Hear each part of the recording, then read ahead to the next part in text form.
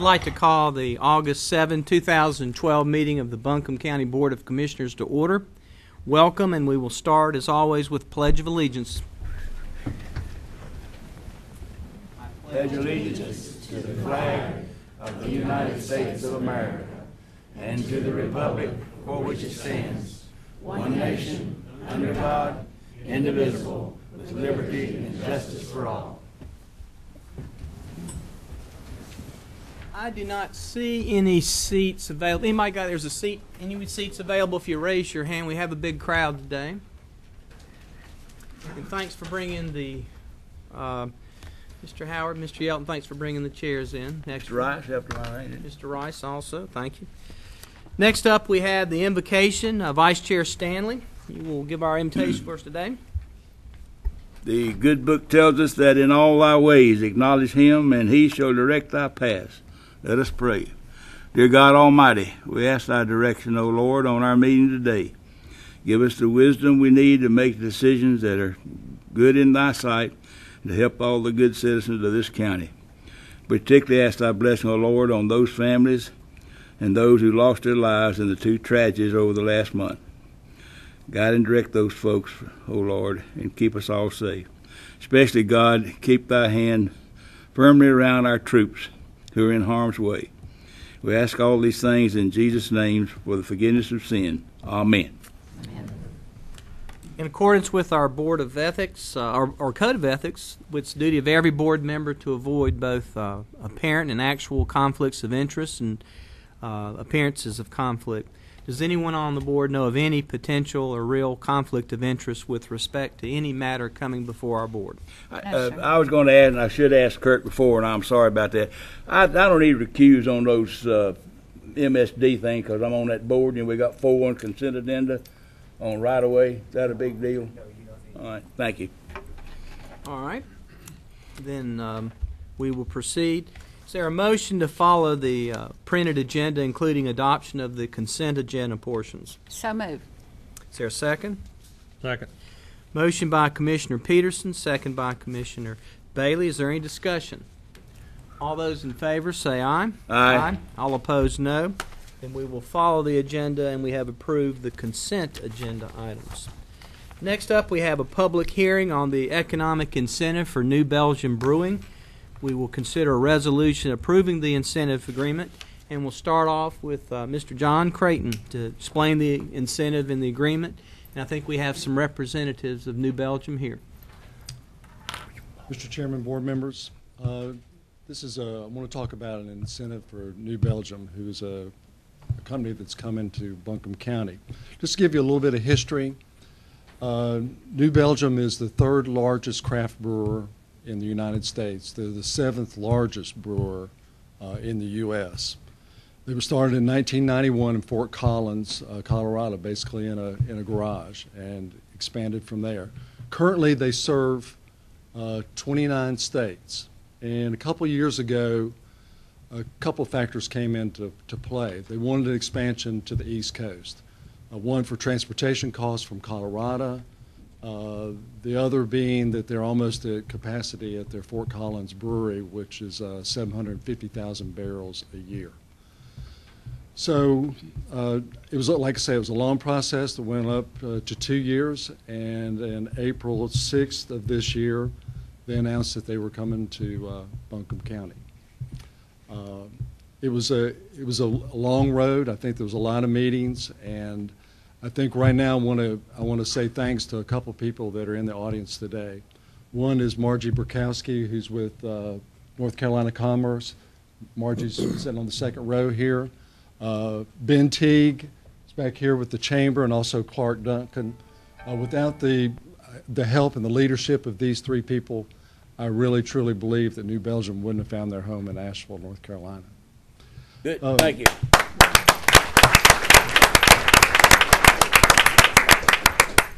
New Belgium plans on doing an investment of $175 million, creating 154 jobs with an average wage of over $50,000 each. Mm-hmm.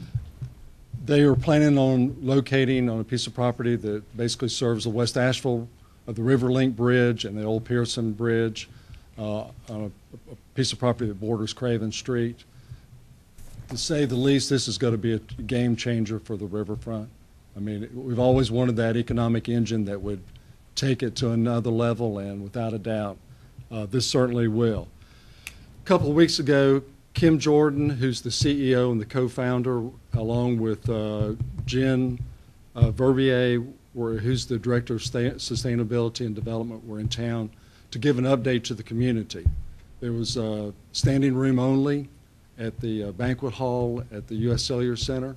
Their plan was well received, and they plan on being in operation by the first quarter of 2015. And Judy, could you bring up, I wanted to show you just, I've got 4 slides here that I wanted to show you just to kind of give you an update of what the plans are at this point. This is kind of an aerial view of the site. You see the river that's at the top of the monitor, Craven Street, it's at the bottom. The 2 bridges being the River Link Bridge and Pearson Bridge are on each side. Next one. And you can tell that the 20-acre tract, it takes up a large part, but also they're going to develop the greenway. They also want to have some kind of, I guess, a welcoming effect. There are going to be a lot of trees. It's kind of a park atmosphere when you come into the brewery. Over on the left-hand side is going to be the tasting room, and then the packaging, fermentation, and distribution will come out of the larger building. Okay, next. This is just an elevation looking at the large building. This is where the brewing will take place. The river is on your right there. The next slide. And then this is just a picture of a rendering, I guess, from the river looking at the plant. So I think that they're really taking time to take a look and see, okay, they're taking a brownfield site. What can we do to redevelop at that site, but also to make it very welcoming and very appealing to the public. When I talk about game changers too, when you look at the Fort Collins distribution center, they have 175,000 people that visit that site a year, and I don't think there's any reason to think that there won't be 175,000 people at least coming to our site. When I talk about $175 million, that's just in the investment it will take to build the site. But I guess the Chamber of Commerce has put some numbers together for me. We talk about 154 jobs that will be created by New Belgium. That in turn will create 260 indirect and induced jobs. Those are suppliers, supporters that will help New Belgium, for a total of 415 new jobs that will be created in the community. That will generate 18,300,000 income annually off of those jobs, and that will generate 22 million in state and local taxes annually. That includes income tax and sales tax, and every dollar is created there, as you know, will turn over several times in the community. Also, the construction, there's figures there will be 1,200 construction jobs created in building this facility, which will in turn generate $41 million in income from those jobs, and also will generate 3.9 in new state and local taxes. So it's not only, the investment, it's what happens, that the jobs it creates on down the line. I guess when we talk about our investment or incentive to New Belgium, the county will put out $8,450,000. That will be paid in 13 payments of $650,000 per year. And usually at this point, I always like to invite either the facility manager or somebody from the manufacturer or from the company. But unfortunately, August 7th is New Belgium's Sustainability Day, where they get together and they do a plan for the next coming year. So unfortunately, they can't attend our meeting today. But when Jen and Kim were in town 2 weeks ago, I asked them if they put together a little video for us. And if I could ask Judy to bring it up. We are really thankful to Buncombe County for their incredible support of New Belgium.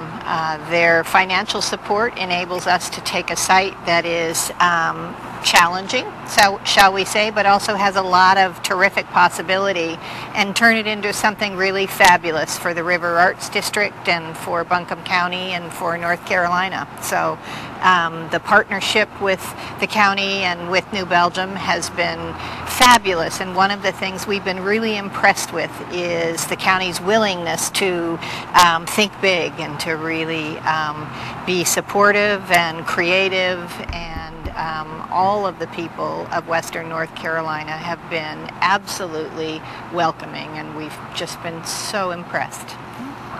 So over the next decade, we told the county that we would invest over $175 million and bring over 150 jobs, and we appreciate your faith in us in doing that, and know that we will serve to enhance all the great things already present in Buncombe County.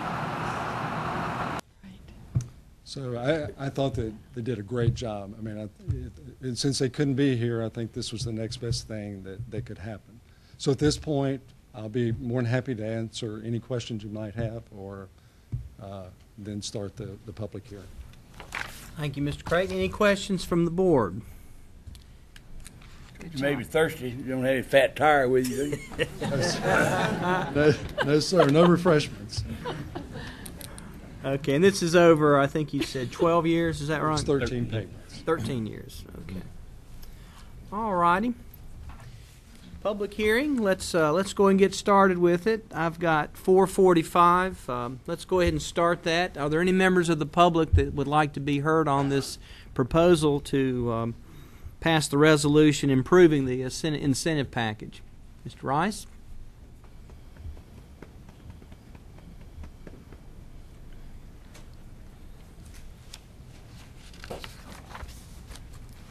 Thank you, Mr. Chairman, members of the board. I might as well go first because it might be the oddball out. I've lived here all my life, and I think it's pretty bad when we have to depend on breweries to be a livelihood in our community, growing up in a Bible Belt that we have. Not only that, with 25,600 kids, and one of the biggest problems is drug addiction. I'm bringing this to your attention because $8 million ain't nothing to sneeze at. But our kid's life is worth more than $8 million or a brewery sitting on our property. The other thing is the incentive package, the kind of money that we're talking about and how bad a shape we are when it comes to fund balance and those kind of things and our needs. Two other things, the traffic study in that area and what it's going to do to the area. And probably one of the biggest, as far as the building and the construction site, I've known that site all my life. It's a contaminated site.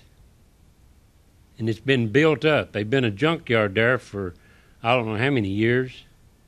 And to me, I think we need to know if there's been an environmental study, when it was done, and what the results of that is, and it be brought here before you start approving money.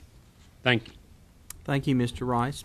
Any other comments on the incentive package? Yes, sir, Mr. Farikas.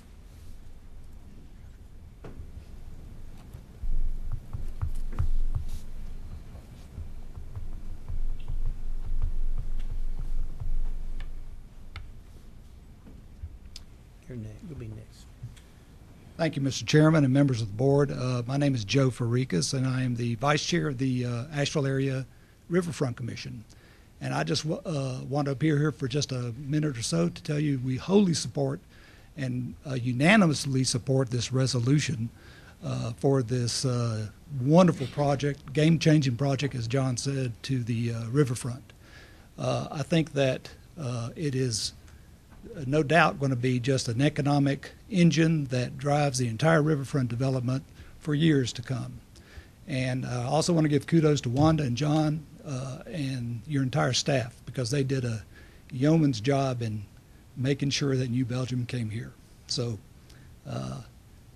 I wholeheartedly support this resolution and hope you pass it today. Thank you, Joe. Yes, ma'am. Oh, Lord, the old lady. I am Reverend Lisa Landis, and I do have to agree with Jerry. We have a large amount of breweries here, and it seems like we're focusing on the disease and decay in society more so than how we can solve these problems. A little bit later on, we're going to see about where the county is getting like $20,000 to the drug court, and it's like, you know, we focus on having a good time. There's so much emphasis put on drinking in order to feel better, and we have to start addressing the fact that there is a problem with alcoholism. And what is alcoholism? I mean, most people don't even know what an alcoholic is. And a friend of mine, I mean, he loves Belgian blonde, so he would definitely enjoy drinking your beer. I'm sorry, I'm a recovered alcoholic and I can't. And that's a point. It's not enough of education. I'm happy that people are going to be profiting. I'm going to question once again, the same as I did with Linamar, about the average salary being $50,000. You know, when you have a top employee making $100,000 and a bottom employee making what, maybe 20? Yeah, you might get a 50,000 in there. But it's like we have to start you know, looking at these problems. So that's, I'm hoping that you will at least consider some type of education on the disease of alcoholism. Thank you. Thank you, Reverend Landis. Any other public comment? Yes, sir. Mr. Yelton?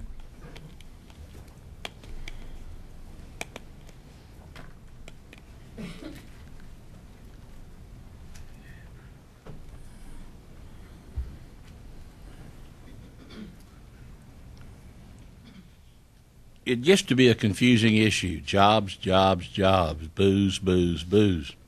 And Cherokee just now got live dealers, and the state, of course, had the state lottery for the education, solving the education problems, and we see how well that solved that. But we know that the riverfront has got a lot of potential. It does need to be developed. So I'd like to propose, since we are in the Bible Belt, Jerry, and since A is Asheville and is the first letter in the alphabet, let's look at concentrating on the second letter, B. And that Asheville be known as the city of Bibles, booze, and breast. And I'd like to see them build a park down there so we could have the topless dances down there next to the brewery and not have them downtown Asheville where all the kids can see them. So I think that would be a very good tourist attraction, and we could probably get 50 to 60,000 people coming in. Thank you. Any other comments today?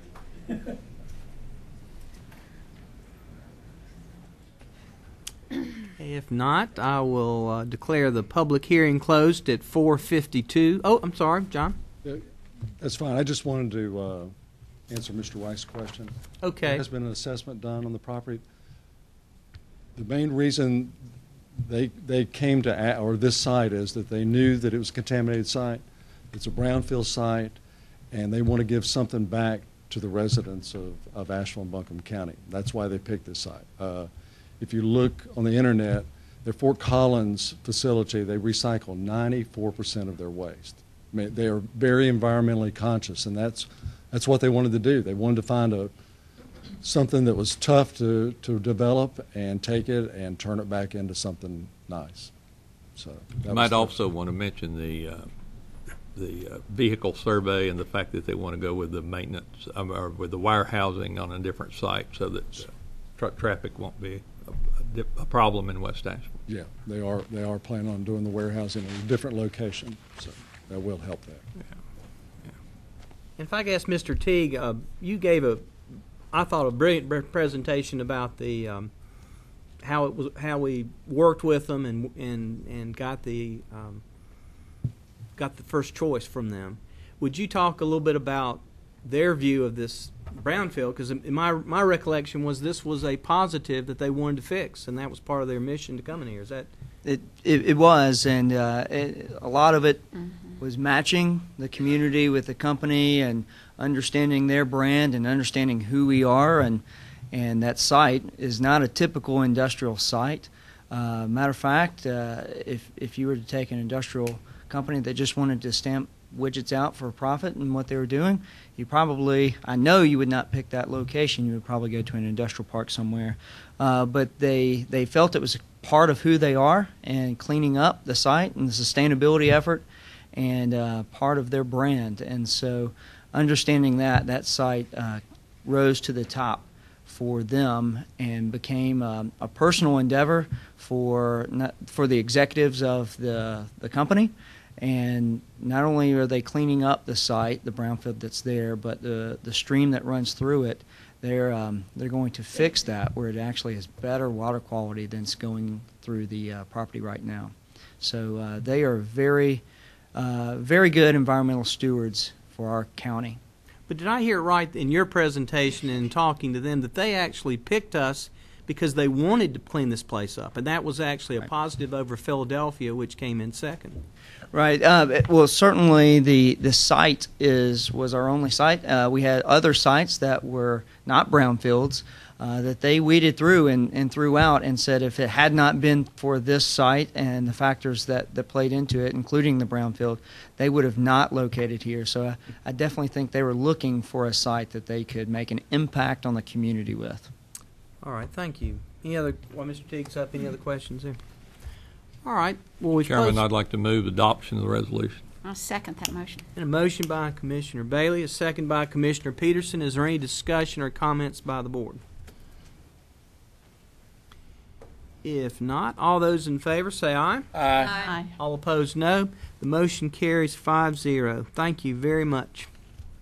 Next up, we have a public hearing on the rezoning request from Phillip Warren, Public Service to R1. And we have Debbie Trumpy here to tell us about the request. Mr. Chairman, members of the board, Phillip Warren has requested a rezoning of 15 Tupper Road, which is approximately 0.3 acres, from R1 single-family residential to PS Public Service. The property is currently developed with a single-family residence, and that structure is currently being used as a drug rehabilitation center.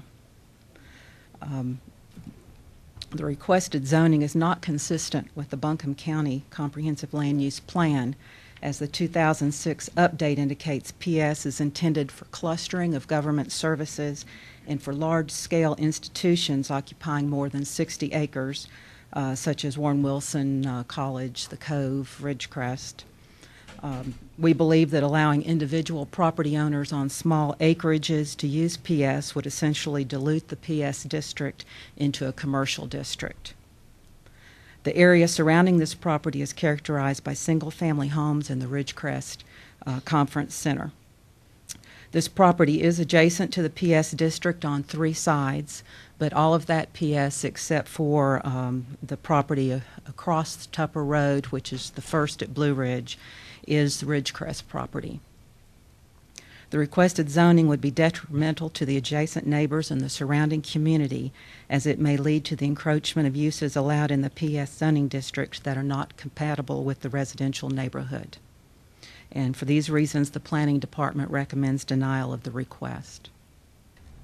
The Planning Board held a public hearing on this application on June the 4th. During the public comment, one person spoke against the rezoning and also presented a petition signed by 28 neighbors opposing the rezoning.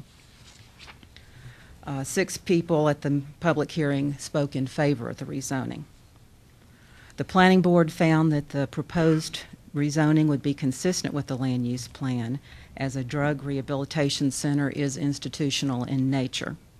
The Planning Board also found that it would be reasonable, as it would allow a variety of uses in the area, and they did recommend approval in a 6-to-1 vote. We in the Planning Department have received several emails, letters, and phone calls regarding this rezoning, and the majority of them have been in opposition to it. And I'd be happy to answer any questions if you have some now. Any questions about the presentation before our public hearing? I said, you did say across the street from it is what they're going to make this one into. Is the first, which is a Yeah. similar type rehabilitation center. All right. So all the property that on both sides of this property are now PS, and across the street. Yes. And Just north of it is the R1 district, Right. but the other sides are PS. Okay. Any other questions or comments before our public hearing?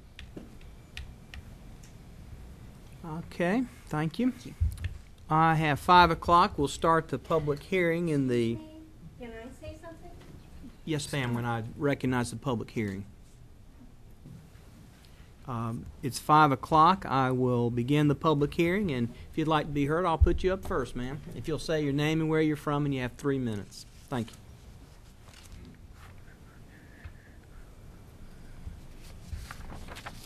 My name is Alberta Henninger, and I live at 67 Tupper Road, which is only 3 houses down from the proposed property.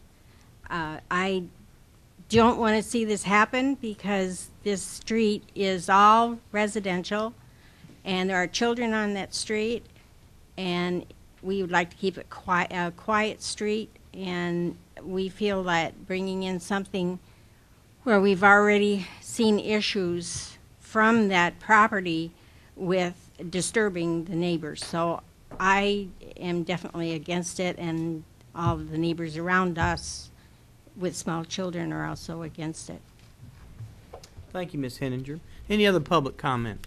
Yes, sir. Then I'll get Mr. Sneed next. You'll be next, and Mr. Sneed.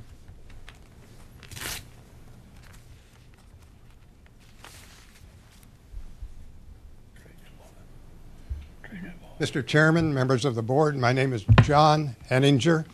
Excuse me. My wife and I live at 67 Tupper Road.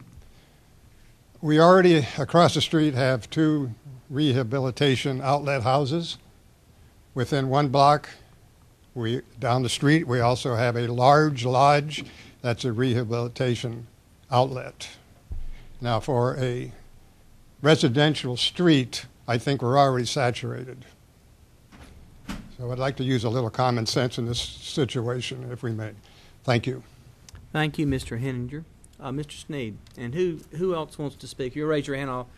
I'll want to have you next, sir, after Mr. Sneed. Mr. Chairman, Commissioners, I'm Ron Sneed. I'm an attorney from Black Mountain. Some of you folks know me, some of you don't.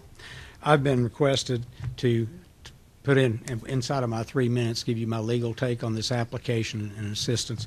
I'm basically appearing for, but not taking the place of, I'll try to hold my time, to First of Blue Ridge, Mr. Raymond Brackett, John Cognell, Audrey Bryant, Michael Liptax, and the Henningers. I've looked at your zoning ordinance as they're asking you to rezone from residential to a public service district. Rezoning, obviously nobody comes to you asking to rezone for a particular, just because it looks good. They have a reason, it's to benefit them. I don't blame them for that.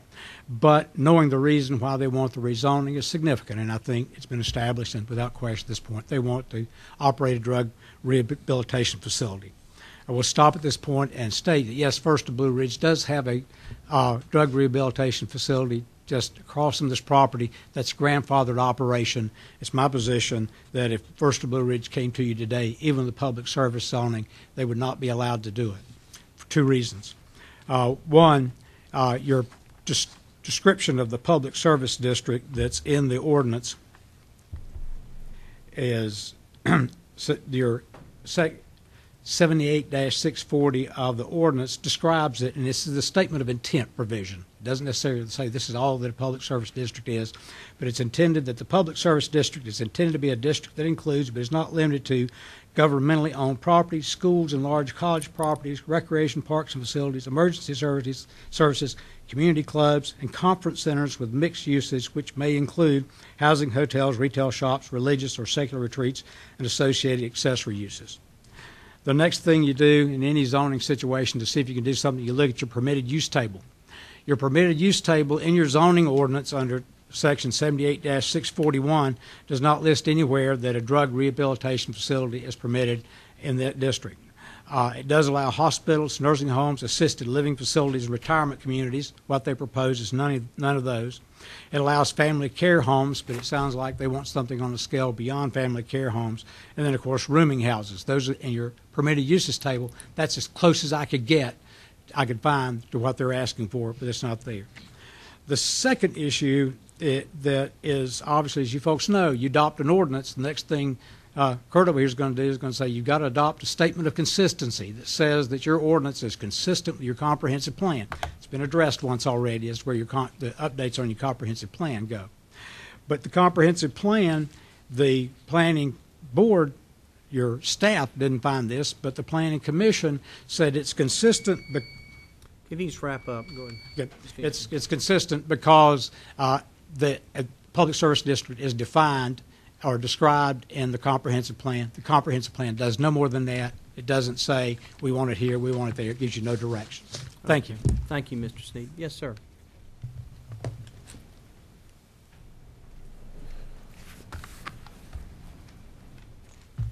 Good afternoon. My name is Phillip Warren, and I filed this petition on behalf of Mr. Hargis, the property owner. I would just like to respond to some of the issues just raised.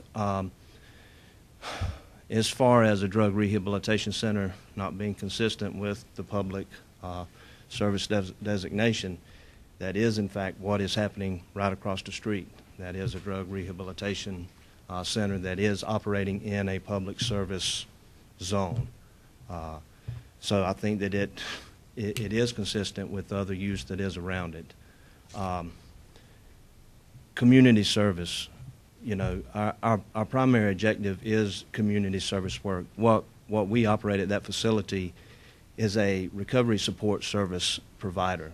We basically take individuals that are having difficulty with substance use disorders and give them an opportunity to live in a structured environment free of alcohol and drugs for a period of up to 2 years so that they can establish a healthy lifestyle that they can use to migrate back into mainstream society. That you know, we're building breweries, I think was the topic earlier, and there is a need in this area and in many other areas for community organizations that are going to be supportive of recovery from not only mental illness but also from substance abuse issues. I think this property is only 3/10 of an acre. I know there's potential to open it up for other uses, but there's not a whole lot you can do with the 3/10 of an acre. There's not a whole lot of potential use for the property for Mr. Hargis in the R1 designation, as that it is pretty much the assessed use is surrounded. It's the only R1 there. The property on all sides as to the assessed use is not being used as the R1 designation.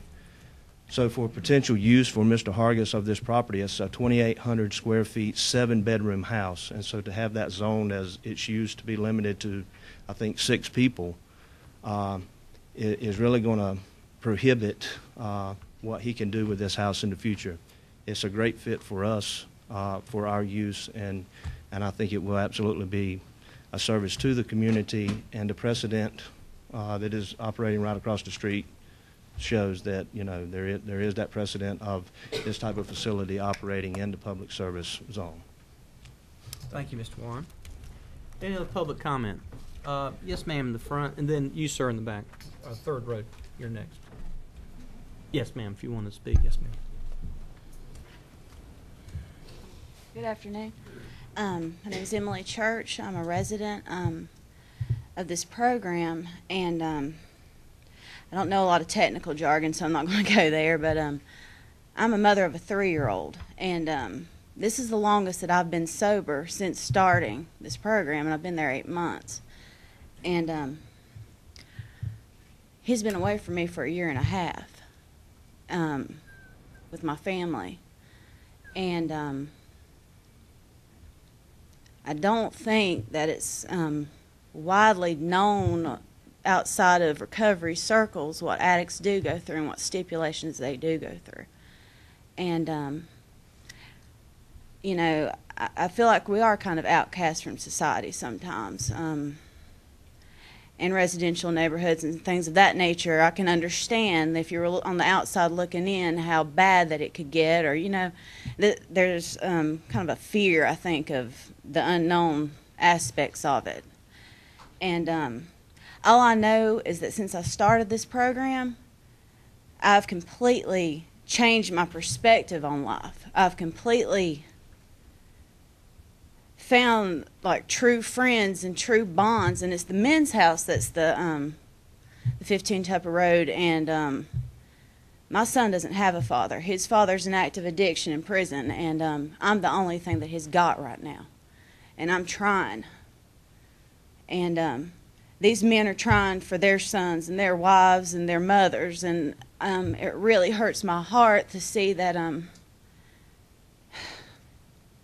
that they're getting pushed away because they're trying to better their lives.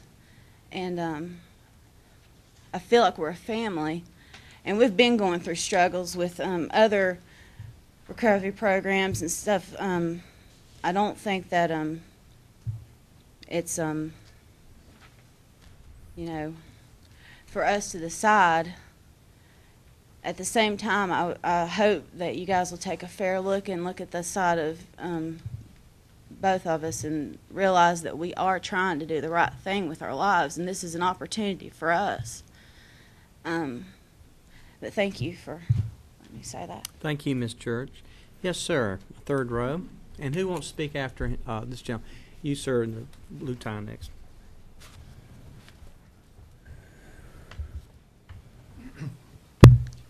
Thank you for allowing me to speak before you. My name is John Crognally. I live in Ridgecrest. I have a rental property, and I live in Ridgecrest. And I am concerned about the encroachment into our neighborhood, which is a really small neighborhood. We have good neighbors with First Inc. We've had a great experience with them. I've never had any problems with them. And I am sympathetic to your situation. I really am. But I am concerned that once the gate is open, perhaps it would allow for others to consider. Because if you know that area at all, it was actually a church camp area, and there are a lot of larger homes up there that could be adapted to this kind of application. But we are R1, and I ask that you respect that R1. I take exception that that home people were moved into that home on Tupper before, after the R1 was instituted. There are 7 to 14 people in there right now, and it's an R1. And so I get concerned that the integrity of the designation is real important to me, because this is what society is, it's rules and laws, and people doing what it is that they need to do to follow and be good neighbors. So I ask you to please deny this for us. Thank you. Thank you, sir. Yes, sir. Next to Mr. Sneed. Who wants to speak after this gentleman? Reverend Landis. Board members. I'm Joseph Martinez. I'm the Executive Director of First at Blue Ridge. You all have heard the name First and Blue Ridge mentioned in the same context as the folks at 15 Tupper. There is one difference, though. First at Blue Ridge is licensed by the state of North Carolina. We provide services for the United States Department of Veterans Affairs, and we also provide contractual services for the North Carolina Department of Public Services. We are completely different than just opening a house in an R1 location and putting a bunch of people in it and saying it's a wonderful thing.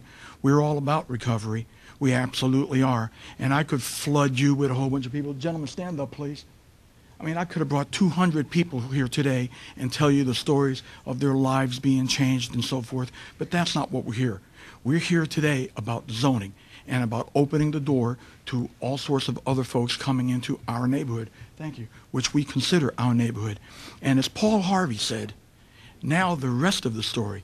You all need to understand that the planning and zoning committee was somewhat bamboozled because it got very emotional. As I'm sure you're going to hear folks crying about, don't take away my home and so forth, and you're going to hear that. That's all well and good. But the bottom line is they didn't hear the rest of the story. They didn't hear that the state of North Carolina, the certification board, the licensure boards have stripped the president of this organization of all their licenses.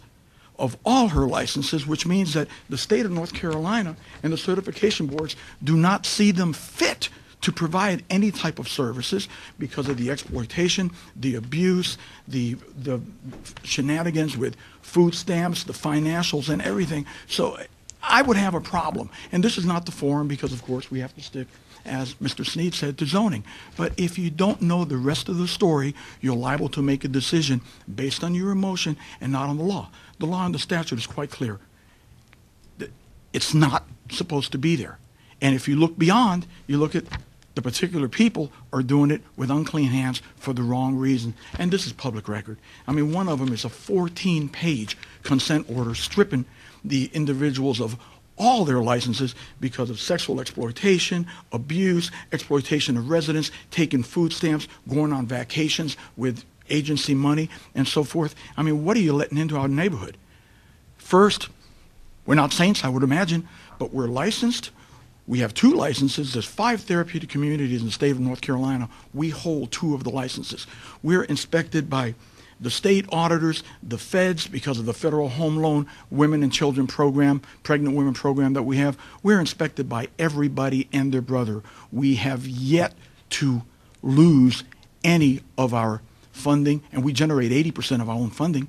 We have yet to lose any of our funding or contracts due to how we do what we do. And again, you need to know the rest of the story. This goes beyond just pure zoning. Thank you very much. Thank you, sir. All right, let's see. We had Reverend Lemon. Any other? Yes, sir. You'll be after Reverend Lemons.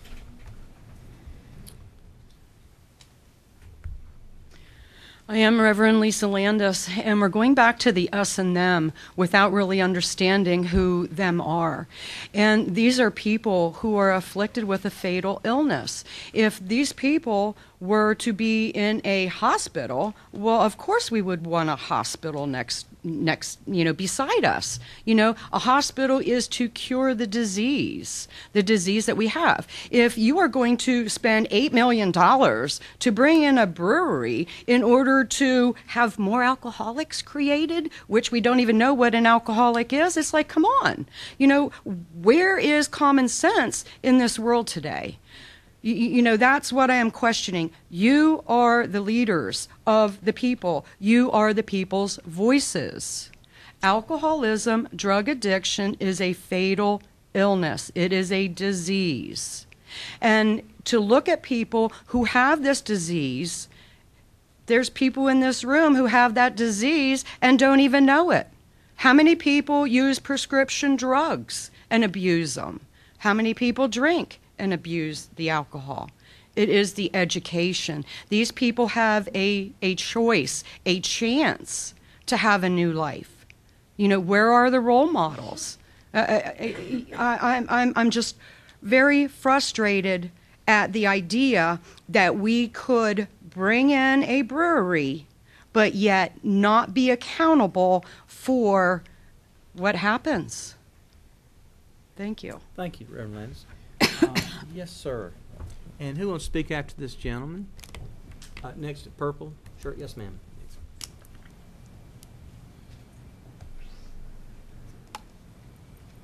My name is Michael Liptak. I live in Ridgecrest on Rattlesnake Road.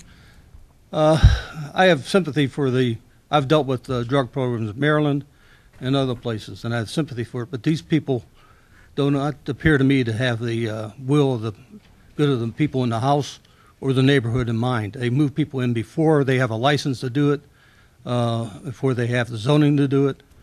It's rather frustrating to think that anybody could just move in any one of the houses in our neighborhood, put anybody in they want to put in there, whatever their background is, and have potential to do damage to the whole area. And the first has been there, and their grandfather did, as Attorney Sneed says, they would not necessarily have, they would not necessarily get a use permit if they hadn't been grandfathered in. We have a relationship with First Inc., and they're good neighbors right now. Moving more people in like that, we have no track record, we have no history, and the house is very small. The amount of people apparently living in there is very large, and I'm not sure how many. I've heard they plan on putting 21 people in this house. That's too much for that. There's a small 3rd-acre lot with 6 or 7 bedrooms. I don't think they have the facilities for it, nor do they have the ability to take care of people who are trying to recover. I think they'd only do more damage than help for them. Thank you, sir. Thank you, Mr. Liptak.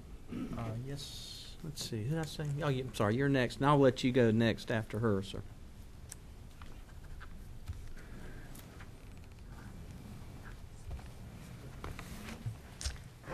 Thank you for letting me speak. I'm Audrey Bryant. I live at 274 Pine Street in Ridgecrest, and I've lived in Ridgecrest for 40 years.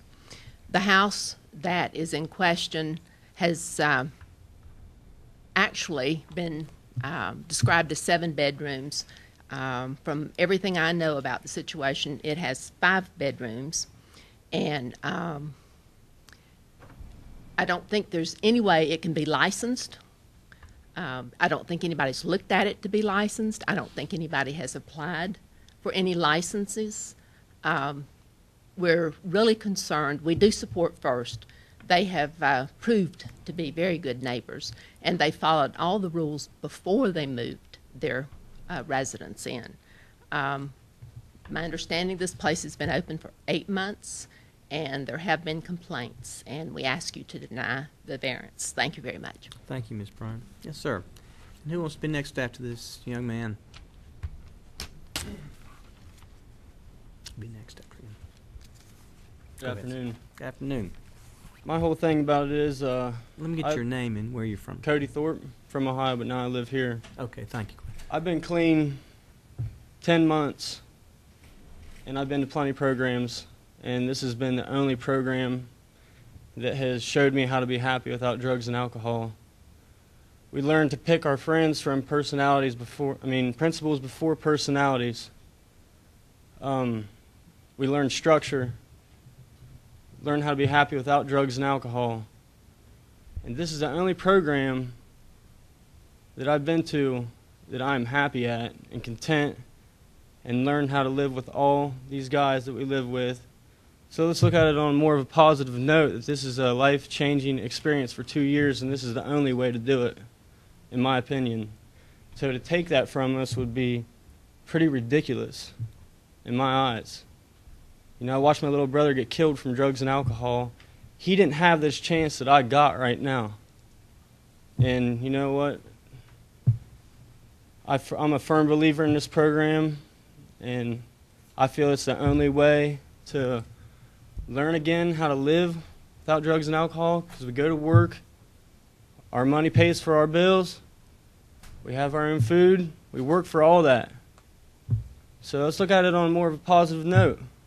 What do you want to do? See people go back out on the street or get high, or have a place to live and learn how to live without drugs and alcohol and be happy, because that's all that matters to me today, is to be happy without drugs and alcohol. And I don't need nothing else besides people that can call me on my crap on a daily basis, because that's the only way it works. It's the therapeutic value of one addict helping another addict. That's all I got. Thank you, Mr. Thorpe. Yes, sir. And then you'll be next after him.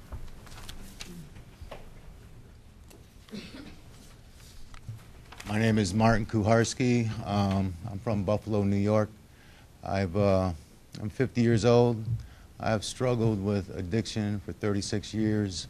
I've been in a lot of programs in Western New York, a lot of private programs, and being a veteran, I've been in pretty much every program that the Veterans Administration has to offer in New York State, and I was never able to get even like 3 months clean. And it wasn't until I came down here and met Jennifer that I was able to learn how to really live without using, making true friends. And I've been at that house since last September, and there has been no problems in the neighborhood. It's quiet, we're all quiet, And really it's about helping people out, you know. I know that First likes to throw some stones and dig up some dirt, and I know that probably if we dug deep enough, they probably have some dirt too. But it's not about that. It's about helping people out. And if it wasn't for this program, I don't know where I would be. I'm very grateful. You know, I have true friends now, and it's a wonderful place to be. And I really believe that it's a benefit to the neighborhood. Everything around it is pretty much rehab orientated. And there's been no problems at that house. We're all quiet. We all go to work. We support ourselves. And I really believe, and I hope that you pass this and let it be a zone 2, because we do need it. You know, there's people, I'm trying to get my kids back, other people trying to be with their families, and this is all a start. I have over a year clean because of Jennifer and because of Phillip and because of this program. Thank you. Thank you, Mr. Jaworski. Yes, sir. And who wants to go after this young man?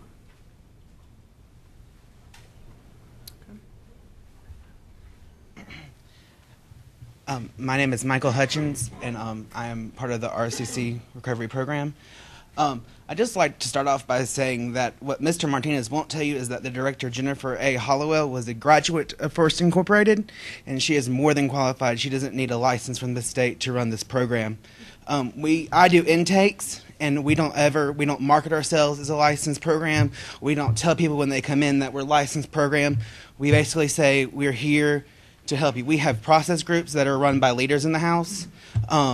And, you know, we go to work, we pay our taxes, we do our dues, and we don't cause any trouble. We keep our house clean. I would know. I'm in charge of cleaning it. I mean, it's just, it outrageous me that we have to sit here and dename someone who has done nothing more than, but for the past 18 years of her entire life, dedicate herself to helping people like me. I mean, for the people at First to know what it's like to have your door slammed in your face by your mother saying she doesn't want you in there. Why can't we all just live together? I don't understand. And I think there's deeper motivated issues, but obviously that's not going to come out in front of the county commissioners. I would just like to say that this program, Jennifer, this program picked me up out of the ditch of despair. I was literally going to die. And she opened her doors, and this has saved me. And there's no other place I'd rather be. Thank you. Thank you, sir. All right, any other public comment? Yes, ma'am, in blue shirt.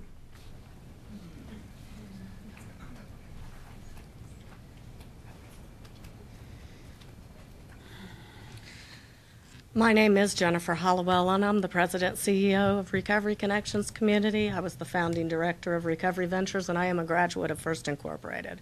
I have been doing this work for 18 years, and yes, it is true that the other side of the story has not been heard, because Joseph Martinez at First and Dave Martin at Recovery Ventures are so threatened by what I'm doing that they have spent the last year trying to shut me down in every policing avenue that they can. My crime is that I am in a relationship with a graduate of the program. I believe that, you know, that's an issue with dual relationships. That's where they had me. And so when they wanted to file all of these complaints, I could not deny that I was in a relationship with a graduate, as is every staff member at Recovery Ventures Corporation. He's going to probably put Jennifer Forrester up here and say that I exploited her, but she became very connected to my family while she was a resident of Recovery Ventures, and she spent a lot of time with my children and has called me repeatedly to come to my program, but her father is friends with Joseph Martinez. So I hate to air out dirty laundry in this way, but that's where he opened the door. I've been doing this work for 18 years, and I go over and beyond. And so we're not required to be licensed under North Carolina General Statute 122C 22, number 9, a 24-hour nonprofit facility established for the purpose of shelter, care, and recovery from alcohol or other drug addiction through a 12-step self-help, peer role modeling, and self-governance approach. That's what we do. We had Joy Allison from the Department of Health and Human Services come out. She said that we fit in that category. She knew that we were moving over there, and she approved that from the state. Our agency is not required to be licensed. I have dedicated my entire adult life to helping people turn their lives around, and these men live in this house. We've never had the police called on us over there. We've never had any problems. I think the neighbors are afraid, and I think that they're friends with First at Blue Ridge. And that's the bottom line, is they're worried about competition, and I am worried about providing an environment where people can take their community of the program outside of the community and live lifelong sobriety, have the tools that they need to recover. It's an ongoing process across life to recover from drugs and alcohol, and we need to stay connected in order to do that. And that's what I provide. And people have called me. Okay, if you just finish up. Go. Year after year to come back to the programs that I have provided. All right. Thank you, Ms. Hollowell. Any other public comment?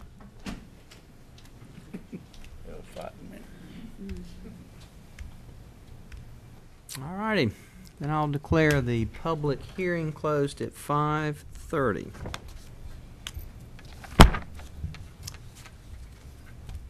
What's the pleasure of the board? Is there a motion to... Well, I was about to get confused between what was licensed and not licensed, and that's none of our business, apparently, in this particular case. What we're trying to determine is to whether or not this particular residence meets the zoning ordinance.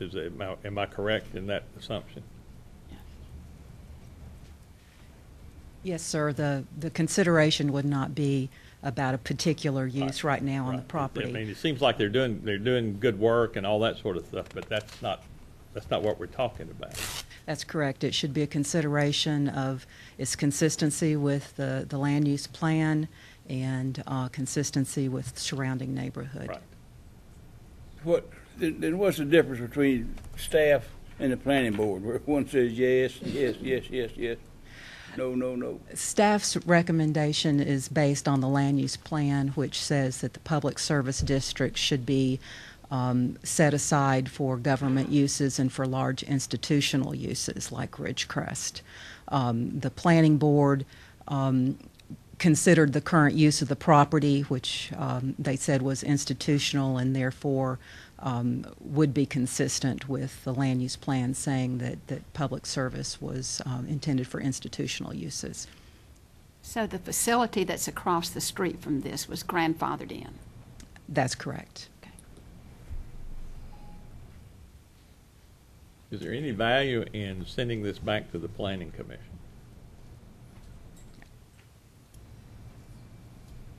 I would ask a legal opinion on that. I think once they've made their decision, that's their recommendation. I think that from a legal standpoint, the planning board is to give you all their recommendation, and basically if you referred it back to them, you'd just be getting another recommendation back. Ultimately, the decision as to whether to rezone or not rezone this parcel of property is up to the commission.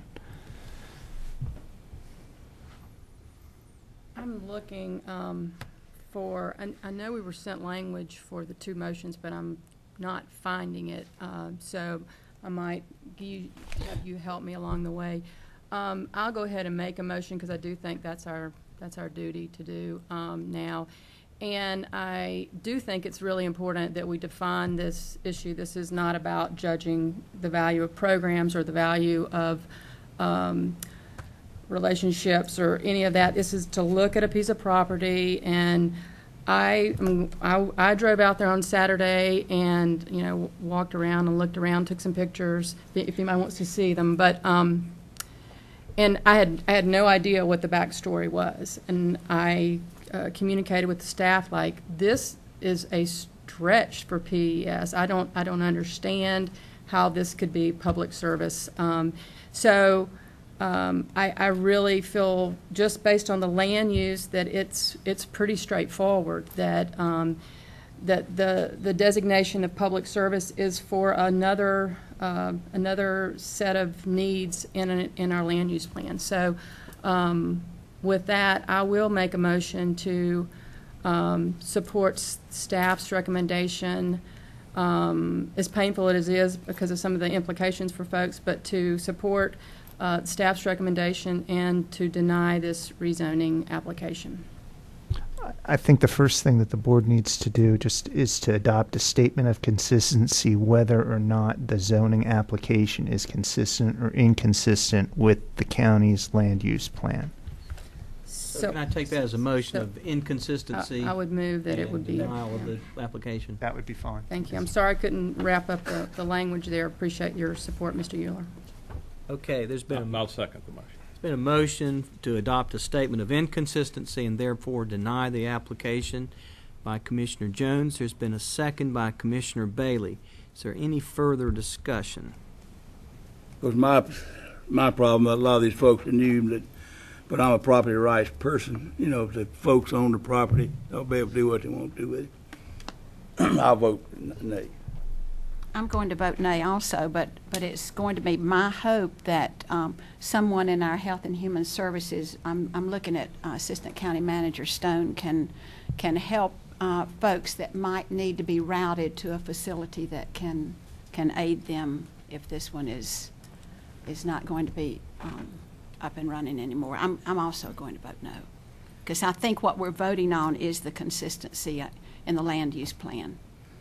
Okay, so the motion, as I understand it, is a statement of inconsistency and to deny the application. Correct. So affirmative vote would be to deny the application and a negative vote would be to approve the application. Just one thing, you don't have to do the statement of consistency and a motion to adopt or deny the zoning request. I think the best thing to do would be to have a vote on whether it's consistent or inconsistent, and then have a motion as to whether you're going to deny or grant or deny the zoning application. And the motion is that it's inconsistent. Right now, the first motion, Okay. the first thing would be that this is inconsistent. So then you would. And then there'll be there'd be a yes vote. Exactly, because it's possible that you could say that it is inconsistent, but I'm going to vote in favor anyway. So less lawyers. Thank you. Thank you, Mr. Schuler. I don't know where I am. So we have a motion to determine this application inconsistent, and then we follow up, depending on our action on this, with a second motion. Any discussion of Commissioner Jones's motion to find this is an inconsistent use of land under our land use plan?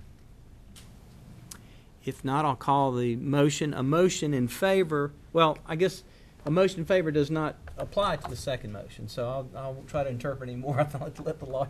I think, yeah, the first thing, whether it's consistent Okay. and I think the motion is that it's inconsistent. Okay, motion that this application is inconsistent. All those in favor say aye to it is inconsistent. Aye. Aye. All opposed? No.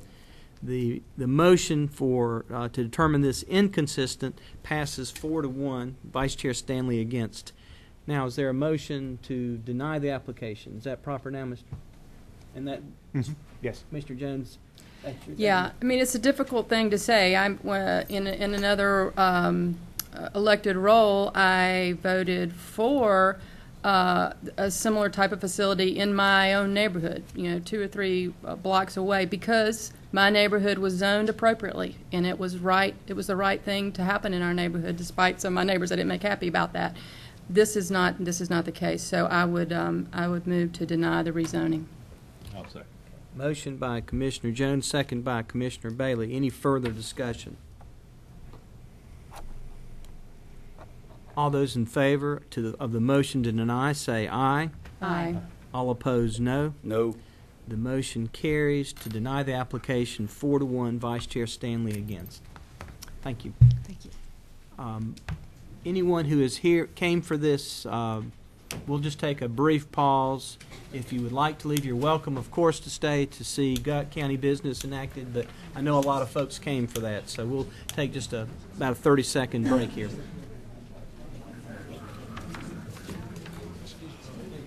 It was empty when you came in. It was better than standing.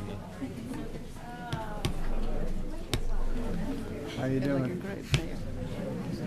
Huh? Good to see you. Everything been going all right? Yeah. Let's see you.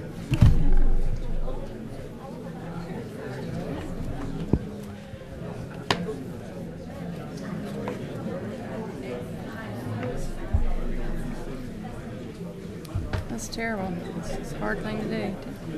There is no way that should have been there. I heard it was bad. I wish I got my pictures with me. I mean, all righty. There shouldn't be 15 people. Let's go ahead and get. Let's go on to our next order of business. We have county manager report.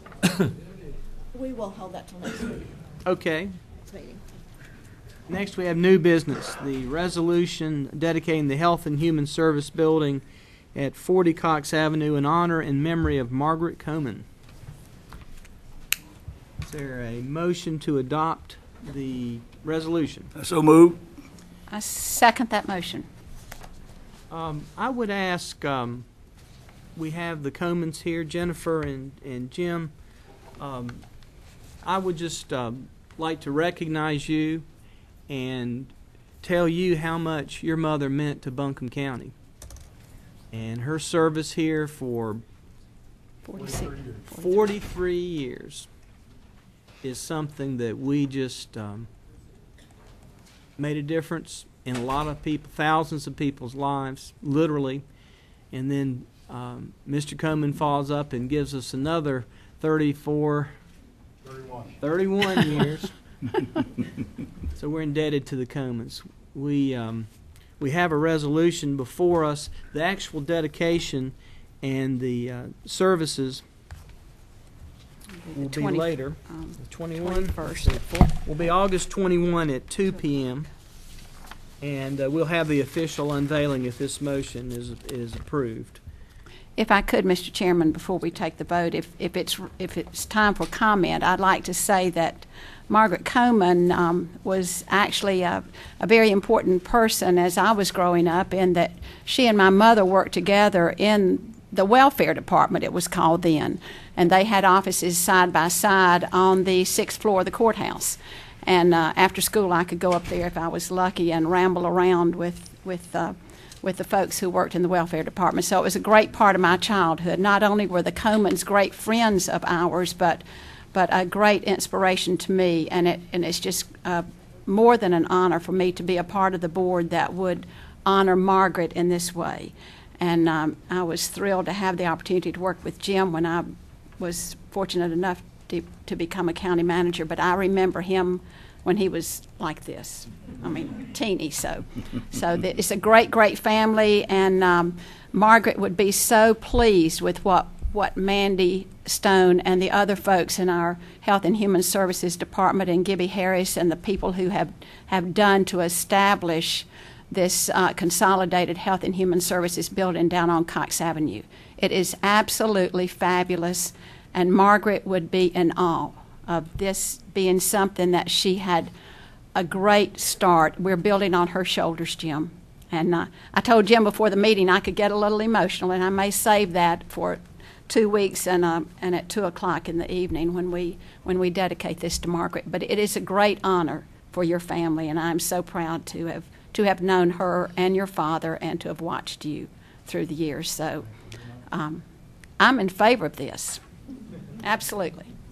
All right. I guess you guessed that. So is there a let's see. We have a motion. Motion. Got the motion. Motion and a second. Is there any further discussion? If not, all those in favor say aye. Aye. All opposed, no. The resolution dedicating the building in honor of Margaret Hall Coman is passed, and we will be thrilled to be there in 2 weeks to dedicate.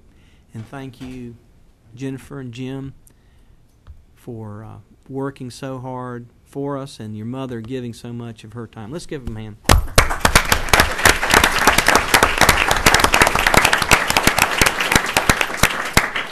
Thank you. I might add, Mr. Chairman, my wife Jenny has also put in a 30-year-plus career in public service. That's a teacher. Thank you. Runs in the family. Next up, we have Mr.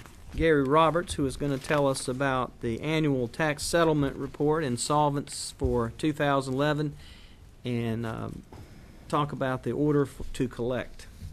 Mr. Roberts. Thank you, Mr. Chairman, other commissioners. I do have several requests for you tonight. The first one, give you a report on the annual tax settlement, ask for a charge for the new tax bills in one motion, and then in a second motion I'm going to talk to you about some insolvents, fancy word for some uncollectible tax bills. So I've got a presentation, if Judy could get ready for me with the first slide.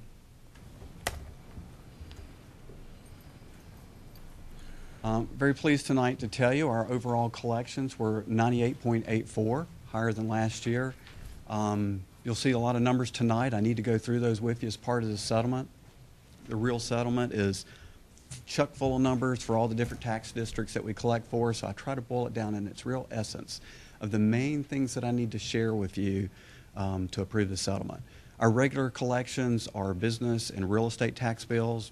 Very pleased to say is $145 million. You'll see is 99.21%. Motor vehicles, which are 12 monthly levies, came in at 92.69, and you can see 98.84. Very pleased to show you that. In the next slide, you can kind of see a history of our collections. You can see back before the economy turned in 06 and 07, how we were collecting at 99%. Began to come down a little bit in the years of the recession, and you can see it's coming back up. In the next slide, here's the real dollars. This is one I really need to spend a little time with you and go over. When you charged me last year at the same time, you charged me with $154 million to collect.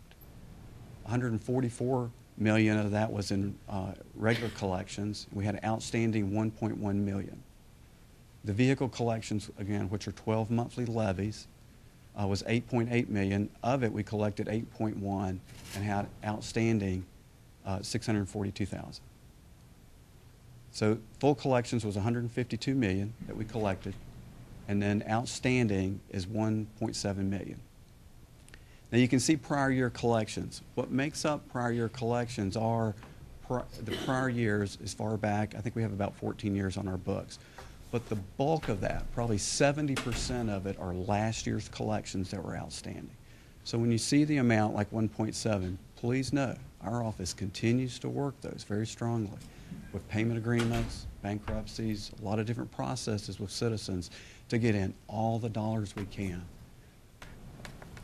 In the next slide, you may ask, how do we compare to other counties of like size? Buncombe came in second among the large counties.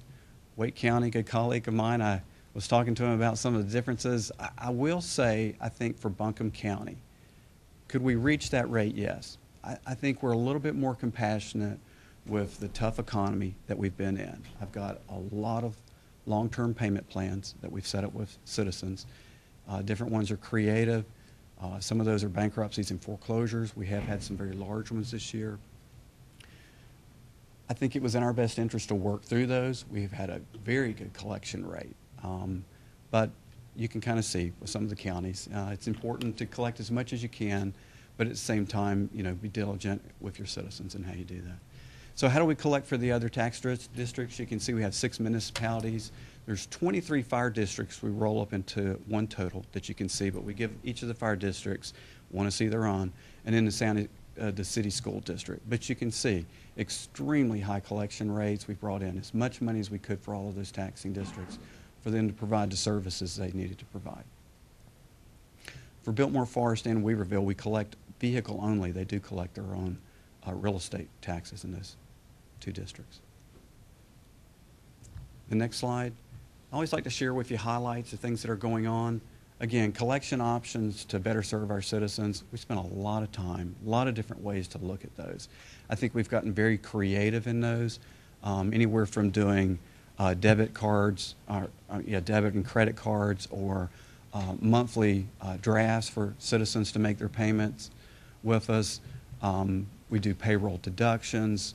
We've got payment plans that you might pay a little bit in the front end, a little bit more in the back end, vice versa, where they're paying more up front, a little bit in the back at the very end. We try extremely hard to get everything we can during the budget year, but there are times that you need to go past that. There are situations where you run into like a single parent with a child or a grandparent, and we try extremely hard to work with those. The main thing we want to do is hear that you're having a difficult time and how we can work with you through that. Cross-training of employees. In our department, I'm very proud to say we have taken some reductions. And I think by cross-training employees, it's made them much more efficient with staff and the jobs that we have for them, and it's allowed us to make some reductions to our department. Improving mobile home information. A couple years ago, I could tell you that people on the honor system would list their mobile homes.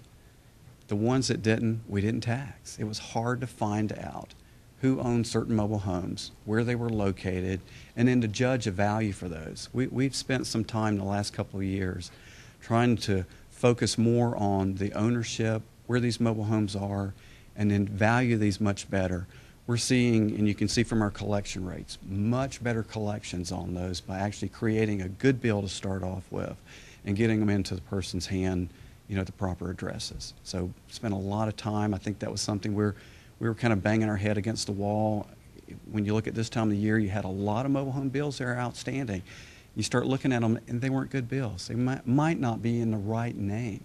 Might be somebody completely different. You may have a bill in a tenant's name versus a real owner. So we spent a lot of time trying to correct those.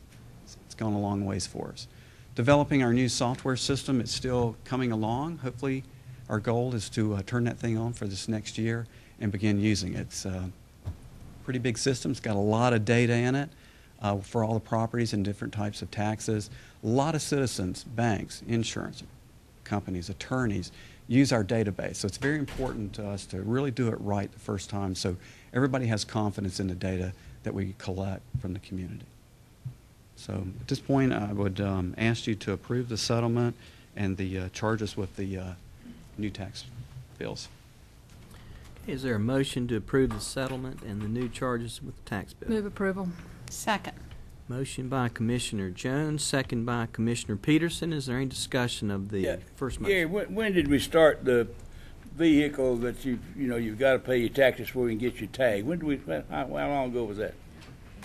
In 1994, they changed the system. Has that helped or hurt? Because I know that's the thing that keeps us from going 99 or 100. Right. For the most part. Yeah, the early, it's hard to say that it helped or hurt. I think we have better listings because when you go to the DMV office and renew your tag, they send the county the vehicle information, and then we bill it based on the address and the ownership that they send us. I think we've had some complications with that because of the two systems between DMV and the local governments. I think people are transit, sometimes move before we get the bill to them. They've got a year to get that thing paid before they renew the tag again, and we miss a lot of those. One thing, too, I want to share with you, the older months, when we first start doing those in April, May, and June, and I show you 12 monthly levies, the very first levies, or the oldest ones on our books, are around 99, 98% collected. But when you start putting the last, like in March, levy on our books, and we've only had 30 days to send the notices out, we're only getting around 70% collected. So when you average all 12 months together, it does make the collection rate look lower, even though 6 to 8 months of those are 97 or better percent collections. I will say, too, beginning in March of this coming year, the DMV office is going to begin collecting the tax for the county for motor vehicles. When they send the renewal registration to go get your sticker, beginning in July of 2013, you will pay your tax bill at the DMV office. Will we get our money back? Yes, they're going to send. Yeah, that's a good question. They're going to send. Get it, we'll probably play thunder getting it back. The idea is that they've improved the listing side of it. Now they're going to improve the collection side. When they collect it, yes, they'll send all funds back to the county. Donna Clark and I will separate out the different jurisdictions and send them their funds. So yes, we hope to get our money. Thank you. How did that happen? They've actually been working on this system for about 5 years. About the General Assembly did that? Yeah, General Assembly did, and it's actually taken a little more time to get the whole system. They've had to create a new software system for all counties to go in and list the vehicles based on the different districts that each local government has. So it's taken some time. Any other questions?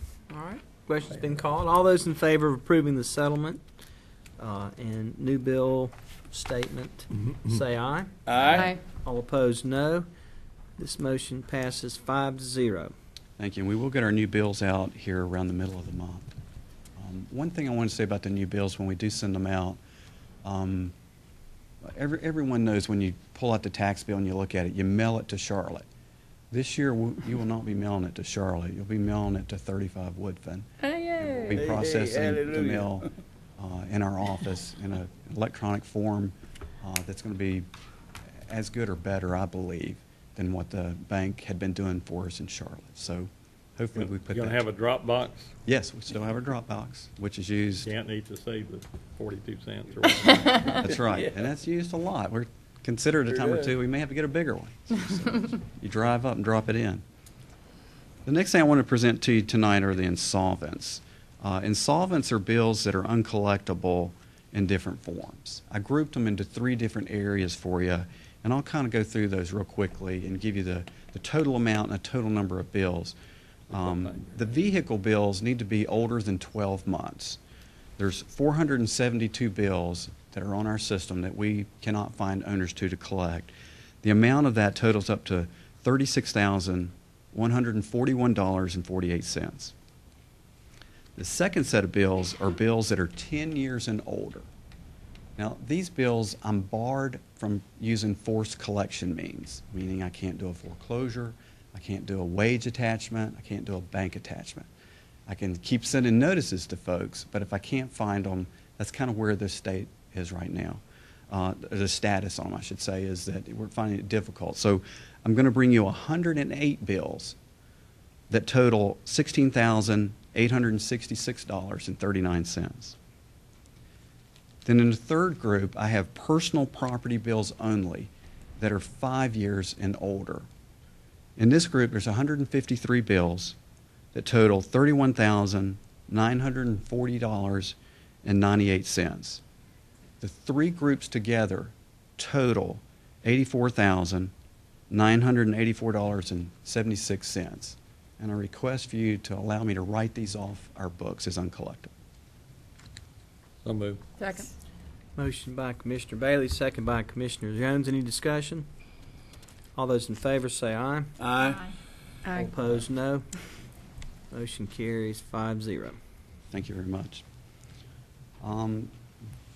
The next presentation I have for you is requesting to advance the schedule on the reappraisal. We've heard it called reval for short, reassessment. General statute calls it reappraisal, and the Department of Revenue asks tax officials to call it reappraisal. So when you guys use the term, or others I've do, heard it called worse things than that. Exactly. Exactly. So I try to use the professional name of reappraisal, but it does have a lot of names. It makes people a little nervous in looking at it and doing it for the fact of what comes out of your pocket to pay taxes. So I want to go through a few things tonight with you to share why I believe that it's time to begin looking at that and changing the schedule of that. So if Judy would help me by putting the presentation up, I just have a few slides on that. The important issues around this, I tried to look at a lot of ways to present this to you. I had a lot of photos and things, but it kept coming back to some few questions to me. What is a reappraisal, the reval? What does our North Carolina's laws say about the timing of it? In essence, what have you done in the past on it? Why change the date? And then what will the timing look like if you do change the date? So in the next slide, it talks about some of the reasons of what it is. You know, the real thing of a reappraisal is you look at the market value of all real estate and you bring it up to a new date and a value, the market value. Market value is what the property is worth in a sum of money. What a willing seller and an able buyer, meaning able that you have the funds to buy it or you can get the financing, both parties understanding full use of the property, what it can be used for, and then what you would exchange to purchase that property. Local governments measure that at January 1 to see what that fair market value is, or value in money. The next important thing that you need to look at of that is something called fairness and equity. When you go from the time that you've done a reappraisal, the market changes. In our community, we have around 2,600 neighborhoods.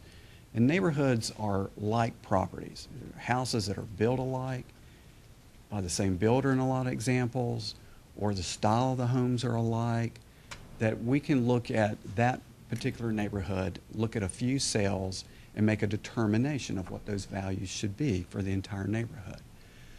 When you look at the different neighborhoods within our county, you've seen some that have gone up extremely high, and you've seen some that's come down with the recession, and then we've seen some markets just go down from 2006. So we see a big disparity in the equity and fairness. And if any one question that I get from citizens is when they walk in the door, is how they look at their value compared to other people in the county or other neighborhoods. And if they believe it to be too high, they've got a list of neighborhoods. And with our website now, you can go in and put your property and look at the sales of that community and compare it to others. We like that. We like for people to look at that information. So I think there's a big inequity right now. Mass appraisal, as I told you, the county has 2,600 neighborhoods. If we can look at the sales or the construction of certain homes in there and come up with a basis of some beginning of values to say these are legitimate sales that are taking place, we call them qualified sales. We look at those and we can appraise the entire neighborhood as a mass versus looking at just your home when you hire a fee appraiser to look at yours and go out and find subject properties or comparable properties to measure it to. So the county does a little bit different by using the neighborhood or mass approach. Another important thing to note is that when we value property, we value the land first, and then we look at any and all improvements that sit on the land. And they could be residential, commercial, industrial, or it could just be vacant land. You look at the topography of it, you look at the location, and you look at sales and sizes to come up with the determination for the land amounts. And then you look at the improvements. Again, you look at the market, what they're selling for, or the cost approach. And then in commercial properties, you can use an income approach based on what the investor is looking for as a return, as capitalization rate. And then the final thing I think is important is when we do the reappraisal, the total values are going to be different for any one property or also in the neighborhood. You may see properties within the neighborhoods change different percentages, or you could see different percentages throughout the county. And then the total assessment is going to change. It can go up or down. Our job in the tax world is to come up with the value and then hand it off to the county manager to work with you on a tax rate for the revenue that you think you need for the services. In the next slide, what does our law say about it? What rights do you have as a board to make that change? Well, the Octennial cycle says that every county must complete the reval every 8 years. And that statute's been there forever and a day since there's been taxation. That, you've got to complete it after so long a period. About 4 years ago, the legislators put in a new part of this to advance it. It was to mandate an advancement. If property values were changing quickly for larger counties, counties with population of 75,000 or larger, you had to do it at certain times. So they put a tool in there called a sales assessment ratio. And what that is, the Department of Revenue monitors all counties, and they look at the assessment value to market value. And if the market value continues to grow and grows higher than your assessment value, you're going to be around 85% or larger. You need to do the reappraisal more often, is what they're saying. The following year, you need to get it started. You may not get it done for 24 months, but you need to get it done. If the assessment value goes higher than 115%, meaning all your properties, the total sum is over-assessed, same thing. You have to do the reappraisal, mandated. And they will send a chairman a letter, county manager or myself and put me on notice and say, you've got to get it done. Here's the period of time we expect it done by. So you need to hire people or get staff doing it. And then they'll come in and start monitoring to see where I'm at to make sure that I'm getting it done. So it's important. And right now there are 2 coastal counties that have officially got that letter that they've got to get it done this coming year. Now what you have done the last couple of years is the optional advancement. What that advancement means is you have a right to choose less than the 8-year period. What you have done for the last, since 82, the last 30 years, is you've done it every 4 years. And honestly, that is a very good period. I recommended to you not to do it during the last 4 years because the values from '06 went up, and then they came back down close to where we were at. And since then, they've come down a little bit more, but now they've leveled off, and in some areas are beginning to come up a little bit. So I think it is a good schedule, and you guys have used that. That's the one tonight that I'm looking at of the statute for you guys to look at. And the next slide, why change the date? This is the one that I think I've tried to put together to try to paint a picture for you of what I think are the important issues around this. The term Great Recession I've read in several articles or seen on the news, and I thought it was a catchy little buzzword, the Great Recession. We no doubt went through a national recession in our country. Some areas it definitely was great compared to our area. If you were in California or Florida, Arizona, Nevada, you saw property values drop in some areas 60, 70%. We didn't have that in our local area. What I did see in our local area was when we did the reappraisal in 2006, and the economy shortly after started coming down a little bit, our area did not drop until we got into 2008. You could really see the sales were down low, and I think I've shown you some slides in the past of a bar chart that shows different valued homes and how that worked. But for our local economy, we did kind of come into that.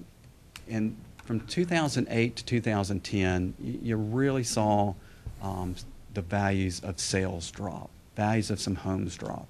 Commercial properties have done well. Some large tracts of land have done well in holding their values. And in some neighborhoods as well. But I think as we've hit 2010 and all the way to the point we're at now, we've seen it in the newspaper.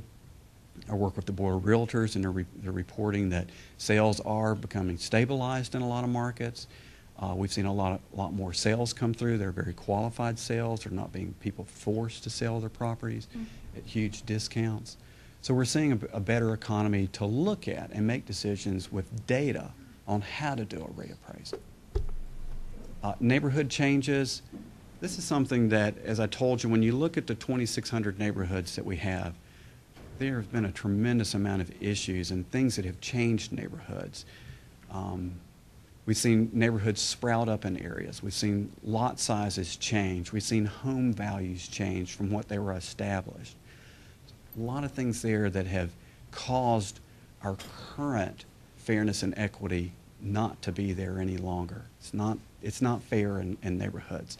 They're getting more and more out of consistent from where we've used the schedule to put their original values on them.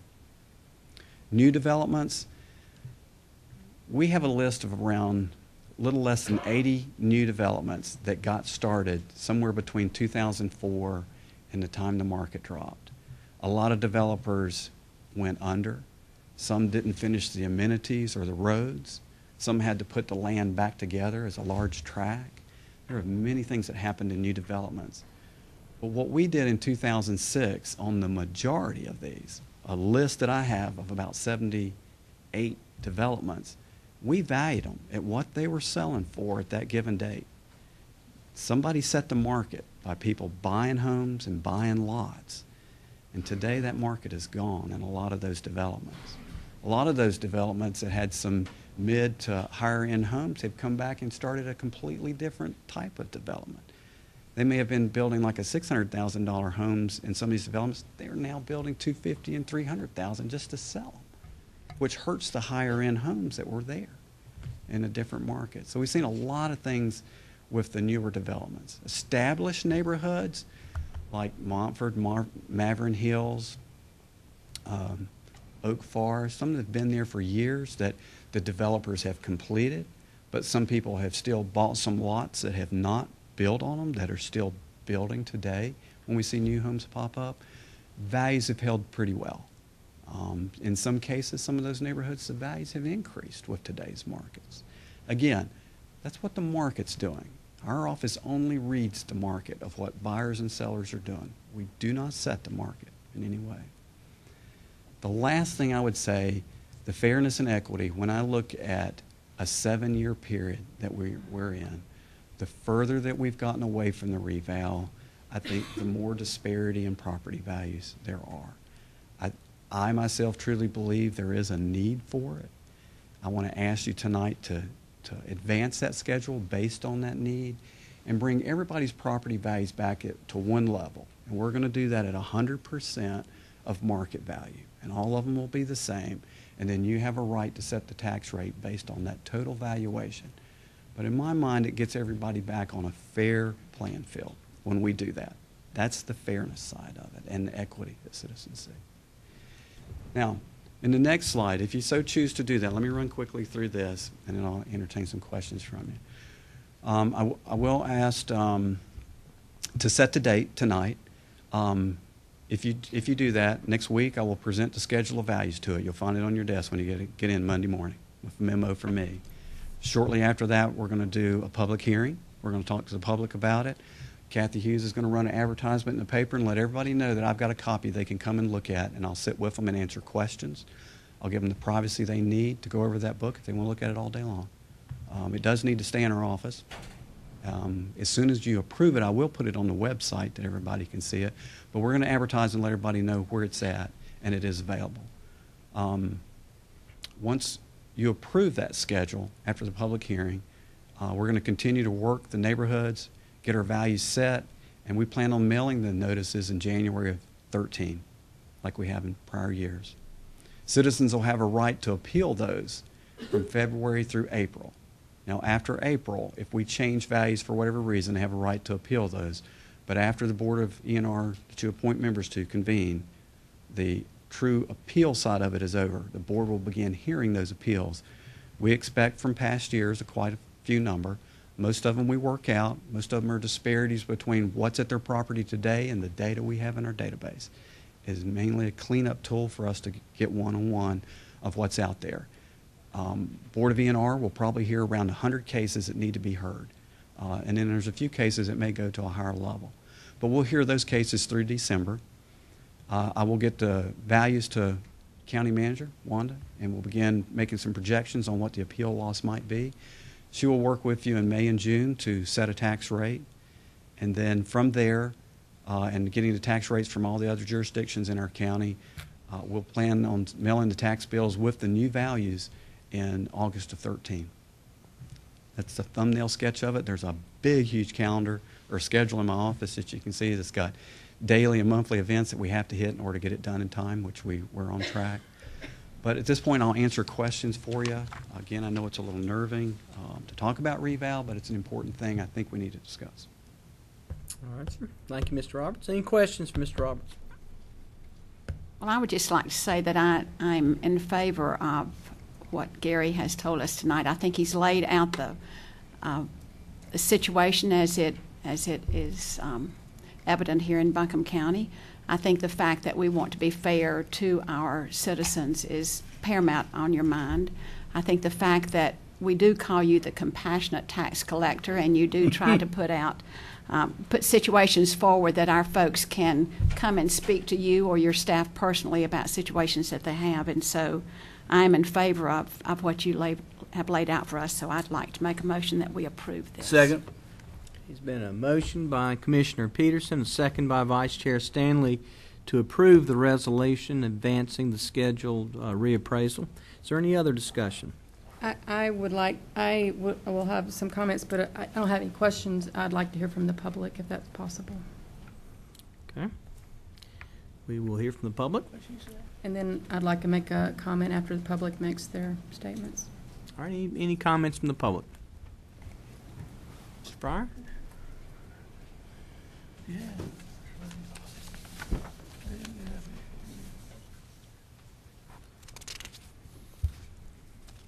The only comment I got is under reevaluation. I have talked to a couple of people that sell property. And your mass lands, your big landowners, from what I understand, he has 2 properties he's selling now that have lost 40 to 60% of their value. So when we revow and if everybody's house goes down, what is that going to, if we try to come back to this board or the new board or whichever board and say, you know, we're going to stay revenue neutral, so that means $337 million. Are we going to tell the people that their tax rate's got to go from 52.5 cents to 58 cents in that process? Because your big parcels are going down in a lot of people's homes. Yeah, there's a lot of homes staying there, but your $1 million homes is the ones that's really taking the big hits. So that's the question. Thank you, Mr. Fry. Any other public comment? Mr. Rice? Here comes our expert.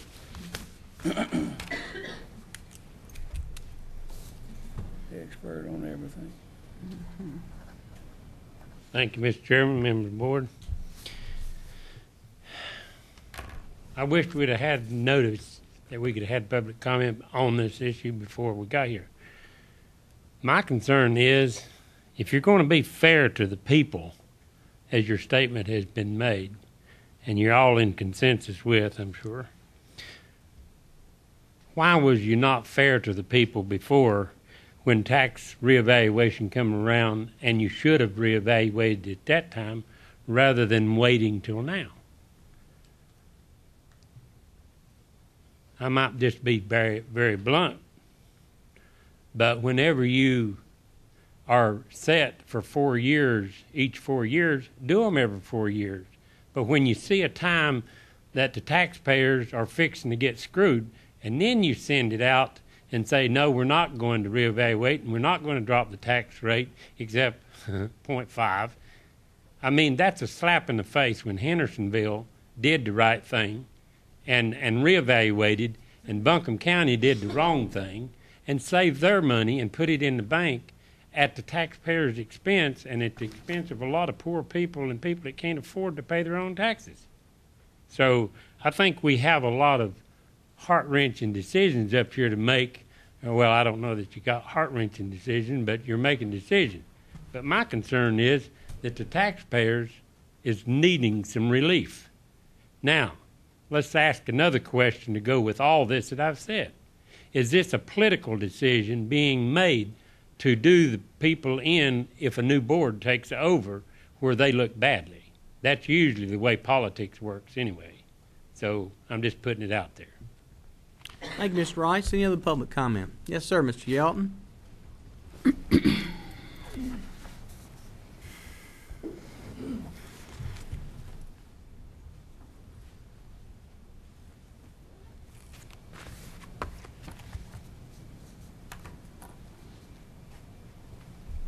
It's strange, Mr. Fry, you had mentioned 40% on the big pieces of land, because Haywood County had an independent study done by Monroe Miller, and he found that Haywood County was 40% undervalued. And we find out today in that presentation it can only be 15% either way. We also find out in that presentation today that you as county commissioners can do a reval whenever you want.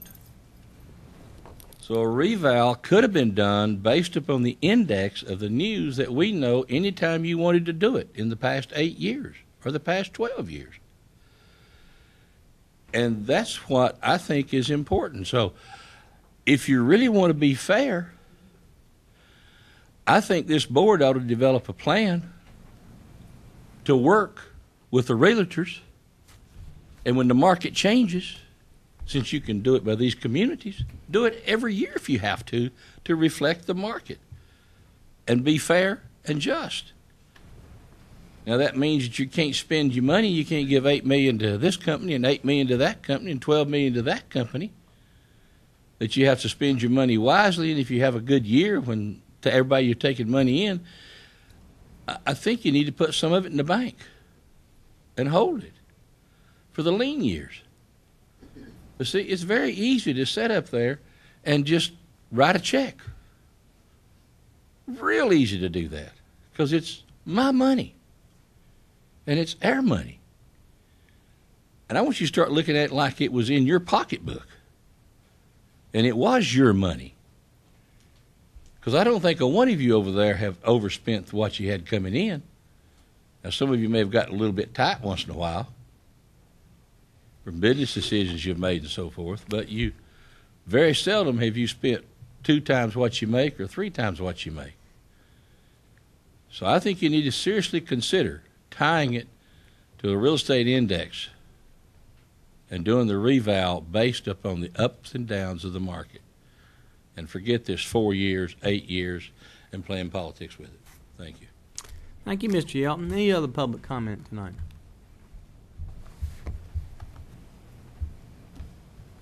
All righty, I'll declare public comment over at 6:18. Mr. Roberts? Sure, I'll be glad to address some of those comments. Large tracts that Mr. Fryer talked about. We have seen large tracts sell for different amounts. We've also, large tracts are not your biggest sellers right now in this economy, so I think it is a little tougher to value those. Be glad to meet with Mr. Fryer or any large tract owner and look at those. Our goal is to meet with a lot of folks in the process of the reval. Right now, we're scheduling to meet with commercial property owners as a group to look at that market before we do our final assessments of it. Be glad to entertain large landowners, and you, Mr. Fryer, if you want to come by the office, and we can spend some time at your liberty to look at some of those values. And I can show you data that we have available to how we might assess those. $1 million homes, I've been asked this question a lot. If I do the reappraisal, will $1 million homes drop, and will the working class people have to pick up the value? No. Let me give you my honest opinion of looking at some data that I think will happen on this. We have had, when I measured $1 million homes, I took homes that were $900,000 and larger. Homes, not commercial type properties, strictly homes and sites, not large tracts of land that encompass that money, but just true $1 million homes that you look at a home and say, that's a gigantic home, it's on a type of a lot. There's around 1,200 of those homes in the community.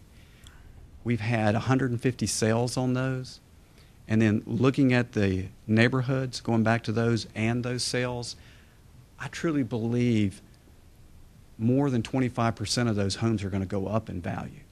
I think there's about a third of them that are going to stay the same value. And I think there's the balance around 40% that's going to come down. Now, when you look at 40% of 1,200, that is some homes. But again, my job is to read the market, not make the market. So I have to do what's out there. The one thing I would say about $1 million homes, when you get above a certain amount on a $1 million home, people have built $1 million homes in very unique ways with features that don't attract everybody. So when somebody's built this into a home and it's important to them as their dream home, it might not be to somebody else. So you'll look at those features and it makes those homes a little tougher to sell than you see other homes. Now there's a good market for them, and there's a good amount of construction going on right now with $1 million homes. We found that we're assessing right now this year over $20 million homes under construction. That's a lot of those homes being built. But again, I think people look at a lot of things when they make a decision on purchasing that home, or could they build a home that they want for that kind of money. So it's a unique market in itself when you look at it. The reval in 2010, I need to take, you approved it, but you approved that based on me standing here before you with the best knowledge that I could give you as the tax director of that office. Yes, the values went up. When we assessed it in 06, the year of 06 and 07 was great. Values increased. And when we got to the end of 07, they were beginning to level off in the economy. We heard it nationwide. We had not seen it. But as we got into 08, 9, and 10, values came back down. In a lot of cases, I don't think the value got below the true assessment we're at. But I'm the person, and I have to take responsibility. I brought you the information of not doing the reevaluation in 2010. That was my recommendation to you. I greatly appreciate you supporting it. I think the values got at 010 back level to close to where we were at. I don't think with the cost of the revow and the stir to the community, it was worth something we should do. And I will take responsibility for that recommendation. Political decision, I think you've done that. For 30 years, you've done a plan and developed it that we would do it every 4 years. I'm the one tax director that came to you and asked you not to do that. And I had good, what I thought, sound reasoning to do it, and you followed my direction. And again, I commend you. So I think you've had a plan, and the county manager has worked strongly with the budgets on your plan of that I think we're going to try to get back to that now on the 4 years. Now, if we have major issues in our economy again, I think you need to look at it as a board and ask, should you be doing it every couple of years? I'm not sure that you're going to do it every year because it takes a little bit more than a year to get it done and mail it out and handle the appeals. But I think you should look at that from plan to plan to see how often you think as a board you should do that. And look at that you have the statute that clearly says if it goes above a 15% threshold, one way or the other, you're told to do it. Or you have the right of 8 years, or if it doesn't change that much, or you can look at it and change it on your own. I think that statute works well for boards. I think 60% of the county commissions across the state adopt it based on that part of the statute that gives you that right. Largest majority use that part of the statute. So I think I've addressed most of this question. Okay, thank you, Mr. Roberts. Is there any discussion? Yes, and I think Mr. Roberts knows that this is like one of the decisions I've struggled the hardest with since I think February when we all sat down and started there with a pretty clear not the time to do it. Since then, and I'll say more about that later, I probably talked to a dozen realtors, appraisers, and for me, and thank you so much for all the information that you've given me, and I actually think everything that you've said is coming from a strong professional assessment and a great place of integrity. But I think where it comes down for me is I believe we need to give the market one more year, because I became interested in public office because I was most concerned with the people at the bottom. And the homeowners that are at the lower end, I think on the aggregate, and nobody has disputed this fact, has seen either their properties stay the same or increase. So even though I'm glad not all the $1 million homes are going down, and we've got some that have held their ground and some that have gone up, there have been a lot that have gone down. And so at the end of the day, when we bring this forward, and we do need to do that, I just think we need to do it, in one more year, it will balance out, and the folks that are at the middle and at the bottom will have to make up the difference. There's just that's just the way it is, and there's no way that I can get in my mind, because I want to agree with Gary. I mean, not that I want to agree with Gary, because I agree with Gary. I want to do what Gary tells me to do, but I can't, in good conscience, for the reasons that I went into public service, support doing this right now.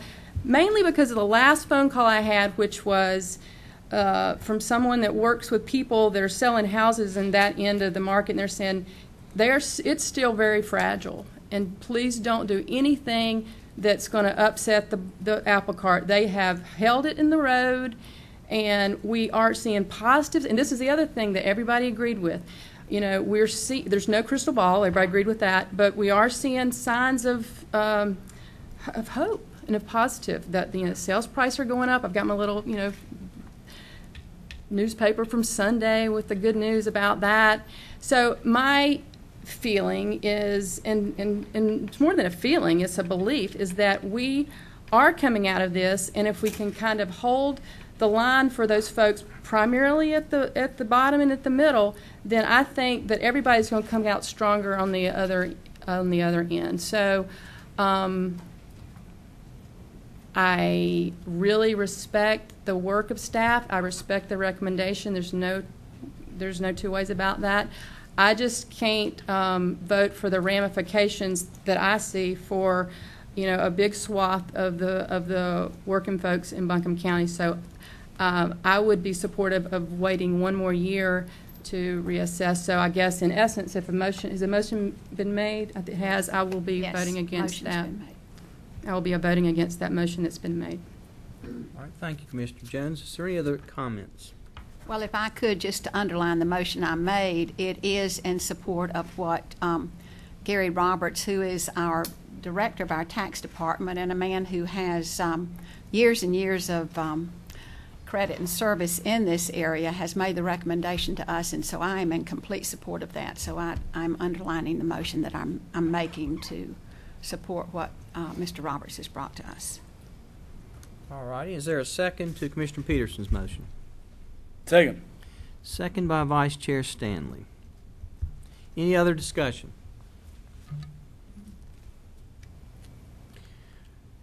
Well, my thinking is we don't really know where it's going to go.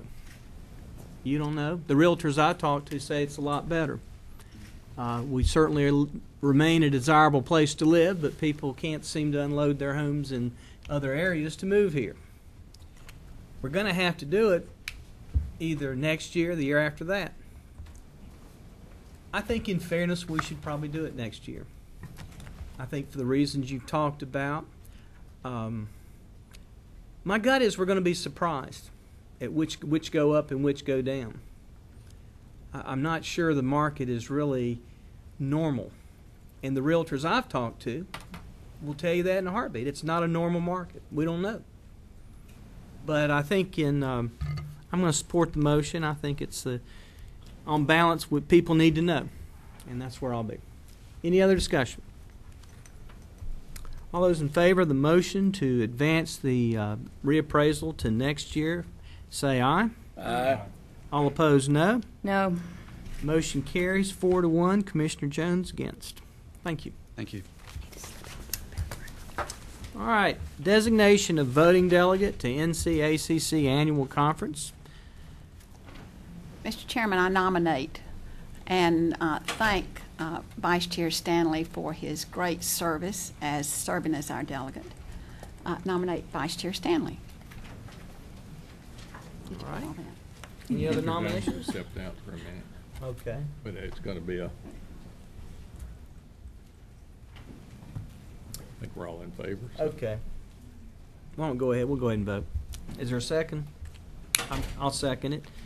All in favor of Commissioner Stanley, Vice Chair Stanley representing us at the state conference, say aye. Aye. All opposed, no. Motion carries 4-0. Commissioner Jones had stepped out. Next up, we have the general fund balance policy. You may want to wait just a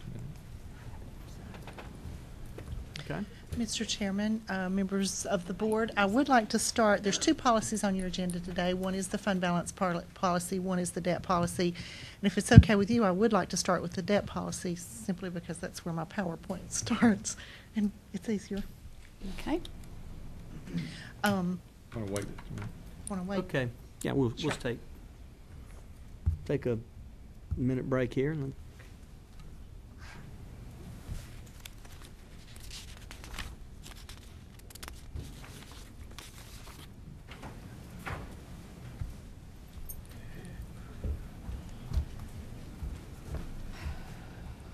all right, go ahead. I'm going to do Debt first. debt first. I think on your agenda, the fund balance policies first, but if you can pull up debt, that would be good. It's hard to hear over here. Jerry, I'm going to buy you a hearing aid. Hey, Donna, way to go. During our recent visit to the rating agencies, analysts said that we have excellent policies that we've adhered to for many, many decades. We just don't have them in writing. They said they were just best practices in our heads. So we're here today with formal written policies for your approval. And we are starting with the debt policy. And when I say that there wasn't a debt policy, there was. It was 4 sentences, very antiquated, I didn't even put it in your package because it was meaningless to us. So while there was a policy, we have a new one for you to consider today. We spent a lot of time developing these policies, and we had a lot of resources. Of course, we looked to the North Carolina General Statutes to tell us what we can do and what we can't do, and we followed those strictly. We had the GFOA best practices, which we had been following anyway. We just had not put that in a formal policy. We had benchmarks from the rating agencies. That's what they use to compare us not only to municipalities within the state of North Carolina, but all over the nation. Then, as best we could, we looked at our peer benchmarks. Some of the data was available, some of it wasn't available. But those were our resources, and we think that the policy that you have before you today establishes really good parameters and gives good direction for issuing and managing all county debt. And when I say all county debt, that's not just Buncombe County government. That includes Asheville City Schools, Buncombe County Schools, as well as debt issued on behalf of AB Tech. Our goal was to be conservative, yet flexible. We wanted a policy that demonstrates strong financial management, but ensures that we have future capacity. So I'm very quickly going to summarize some of the highlights and review the key ratios, and then I'll answer any of your questions. I know it's late, and I know you have a lot ahead of you, so I'm going to try to be really quick. First of all, who's charged with making sure we comply with this policy? Well, that's the county manager and the finance director. But you as a governing board, per the North Carolina General Statutes, are also charged with levying the taxes or allocating whatever revenue is necessary to meet the debt service payments each year when you adopt a budget. In the policy, we talk about when should you issue debt, what conditions should be present for issuing debt. And Judy, you can take the PowerPoint down for a minute if you want. Well, first of all, there should be favorable market conditions. We should consider issuing debt when rates are low, when construction costs are increasing or they are expected to increase. We should have financial ratios which are very favorable, and we'll talk about those at the end of the presentation. You issue debt in order to distribute the cost over the life of the asset. We should issue debt only when the project is an investment grade type project. The county issues debt for acquiring, constructing capital assets, which include land, buildings, equipment, machinery, and furniture and fixtures. The policy states that we will not issue debt for an asset that will not last at least 5 years. So an asset that has a useful life of less than 5 years, cash, that is the option that we will choose for that. The policy also states that we will do long-term revenue and expenditure forecasts, and we will issue debt only when those prove that there will be no financial distress within the term of that debt. The policy allows us to issue debt to cover maintenance costs. However, only when it extends the asset's life, and otherwise we will put those type costs in the operating budget. We talk about permissible debt instruments. We went to the North Carolina General Statutes, and we have included all permissible debt instruments with the exception of derivatives. And we excluded derivatives simply because they get a lot of people in trouble. But we also believe that our objectives have been and will continue to be met with the traditional forms of issuing debt and the more conservative forms. We talk about restrictions on issuing debt, and it's our goal to pay for current services with current resources. So therefore, we exclude the option to issue debt for current operations. We will issue debt by the most efficient method possible. We will limit our variable rate debt, and we will adhere to all legal mandates and reporting requirements. And we will pay cash for projects if it can be justified on keeping our debt burden low, or if that asset will have a greater useful life during the first few years of its life. When you talk about how you structure debt, the structuring process includes the life of the debt, the interest mode, and the principal maturity schedule. Our policy states that we will not finance any asset for longer than its useful life, and that we'll amortize debt in the shortest period possible based on our cash flow projections. And as is required by the LGC, we will have equal principal payments. We can use credit enhancements such as a letter of credit, bond insurance, and a surety policy if it's cost effective and it offers significant benefits, and that has not been the case in this environment.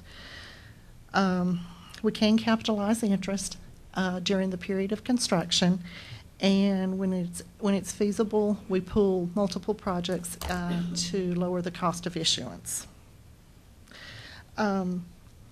The process for issuing debt for general obligation, of course, that's on a competitive basis, and the Local Government Commission issues our general obligation debt. All other debt will be sold at a negotiated basis. We can incur expenses before we issue the debt for a particular project and reimburse ourselves, and of course, you know, we do that through a reimbursement resolution. It speaks to the responsibilities of the financing team, from the financial advisor to the bond counsel to the underwriter to the trustee. And I'd be happy to go over those if you would want me to, but I think they're laid out really well in the policy. And then lastly, the finance director is charged to invest the debt proceeds, to limit the amount of interest earnings or calculate arbitrage, and comply with the SEC regulations as well as the Municipal Securities Rulemaking Board. And of course, we excluded the use of derivatives, but we did include short-term debt, leases, bank financing, and that was it, as permissible debt instruments if the project warrants those types. So if you'll start the presentation. Okay. Judy.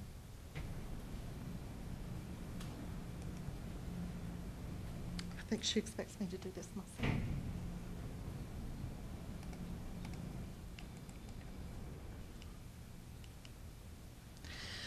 Before we go into the financial ratios, one thing that we need to define is net debt. In the policy, you'll notice that we talked about net debt versus total debt.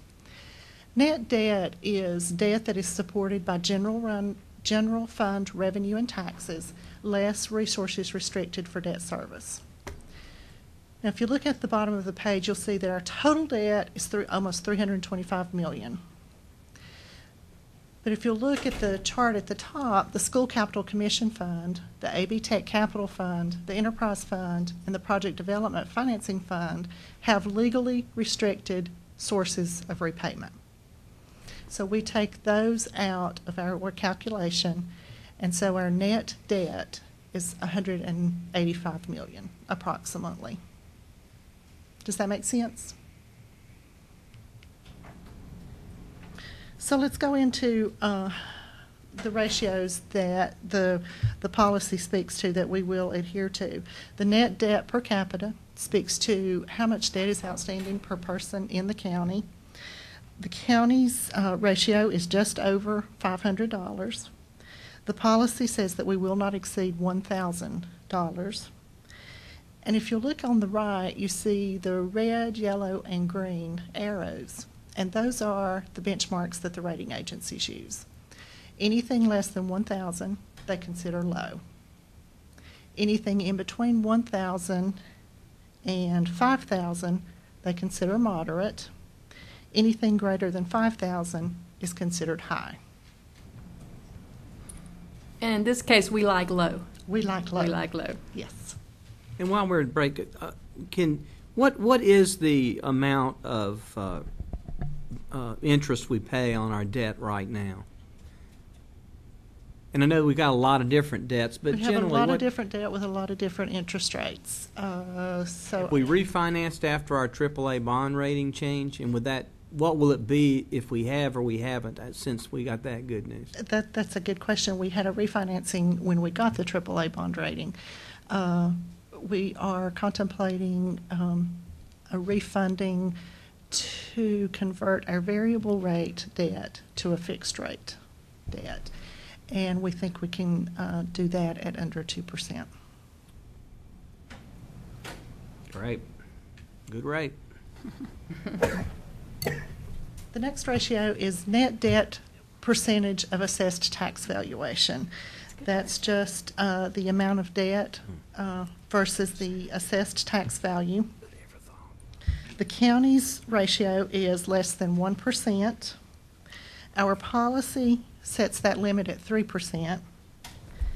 And on the side, you'll see the rating agencies consider anything less than 3 as low, anything between 3 and 5 is moderate, and anything greater than 5 is considered high.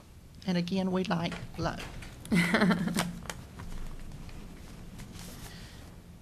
The rating agencies don't publish this as one of their benchmarks. They look at it in comparison to what particular funds you have outstanding at the time. Governmental activities includes capital projects funds and enterprise funds, which are not, by nature, we just spend less some year and more some years. But our goal is, with governmental activities, that debt should not exceed 10% of expenditures in governmental funds. And right now, you can see that we are approximately 9%. The next ratio is our general fund debt expenditures compared to total expenditures. The county is currently at 6%.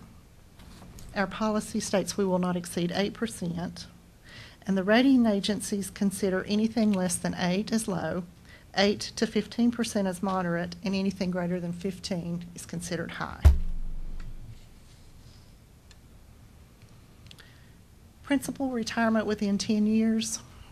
You can see that the county policy is that we will retire no less than 65% of our principal within 10 years. The rating agencies consider anything more than 50% as aggressive. We like aggressive. And we calculated our actual, and we added in our 5-year capital plan. So this includes anything that we'll issue over the next 5 years, and our actual would be 67%, which is the highest that we think it will go. The lowest we think it will go. Variable rate debt. The county currently has less than 10% variable rate debt. We are considering refunding that debt and converting it to a fixed. Our policy says we will not exceed 15%. You can see the rating agencies say anything less than 15% is low, anything between 15 to 20% is moderate, anything greater than 20% is considered high.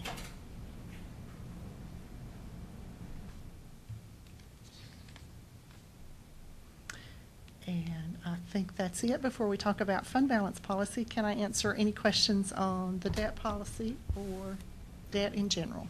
I make a motion that we adopt the policy. Take it. A motion by Commissioner Peterson, a second by Vice Chair Stanley. Is there any discussion? All those in favor of adopting the debt policy as explained by Ms. Clark, say aye. Aye. All opposed, no.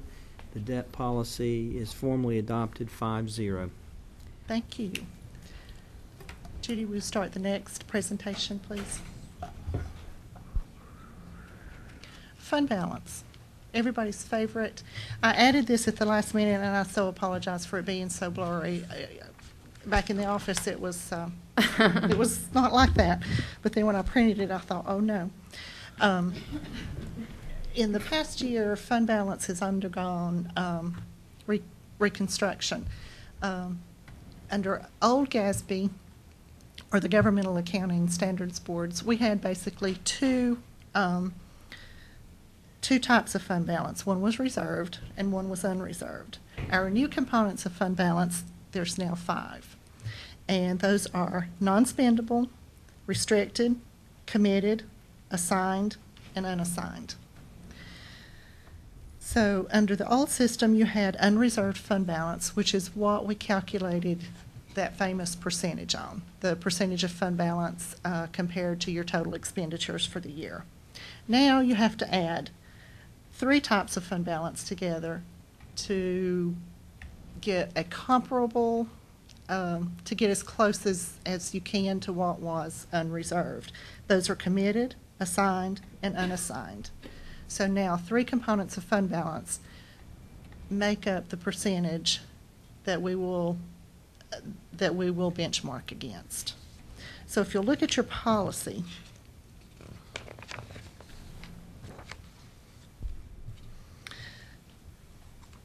our policy says that we will maintain at least 15%. I have to get my wording right. In financial reserves, and we will do that to provide a buffer against financial distress or risk. Our policy says we will maintain at least 15%. You can see that we were over 20% in FY11 and have met that benchmark for many years. The rating agencies consider this a little differently than our state considers it. They consider if you have anything 8%, up to 8%, that's a little low. It gets stronger if you go from 8 to 15%. But they consider very strong anything above 15%. And again, they monitor that in terms of counties, our like counties. So they don't go strictly by this analysis. They'll look at other counties and with similar operations and compare us to that level of fund balance. Is that in North Carolina, or is that all across the country? That's in North Carolina, and they will go across the country if they have comparables that they know of or that they rate. The one area that we 15%, we have been there and we've maintained that for several years. I would like to see us work on benchmarking with the urban counties in North Carolina. Typically, our fund balance percentage is a little lower than those, but that percentage has served us very well for many years and has caused no cash flow problems. So, any questions? I make a motion we adopt the policy. Second. Motion by Commissioner Peterson, second by Vice Chair Stanley. Any discussion? I think they're great, and we're going to put them on the website. We can educate the public about this riveting material of debt. Oh, yes, I'm sure they'll stay awake at night to read it. Yeah. Thank you. All right, there's been a motion and a second. Any other discussion?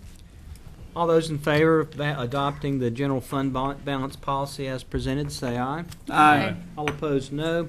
Motion carries 5-0. Now we're ready for the personnel policy. Ordinance, amending the county personnel ordinance. Okay. Dr. Green. Mr. Chairman and Commissioners, tonight we're bringing you an updated personnel ordinance. Now, there's no question, it's somewhat a boring document about all the law that exists today, and it's a long document. It takes you about 2 hours if you read cover to cover. As we developed the policy, we stayed focused on the fact that we are a public organization that is an arm of the state and federal government. We made every attempt to balance individual rights with the needs of our citizens and our community. When you look at a personnel ordinance, basically it's an agreement between an employee and an employer. It clarifies responsibilities and expectation. The ordinance is not about personal values or opinions.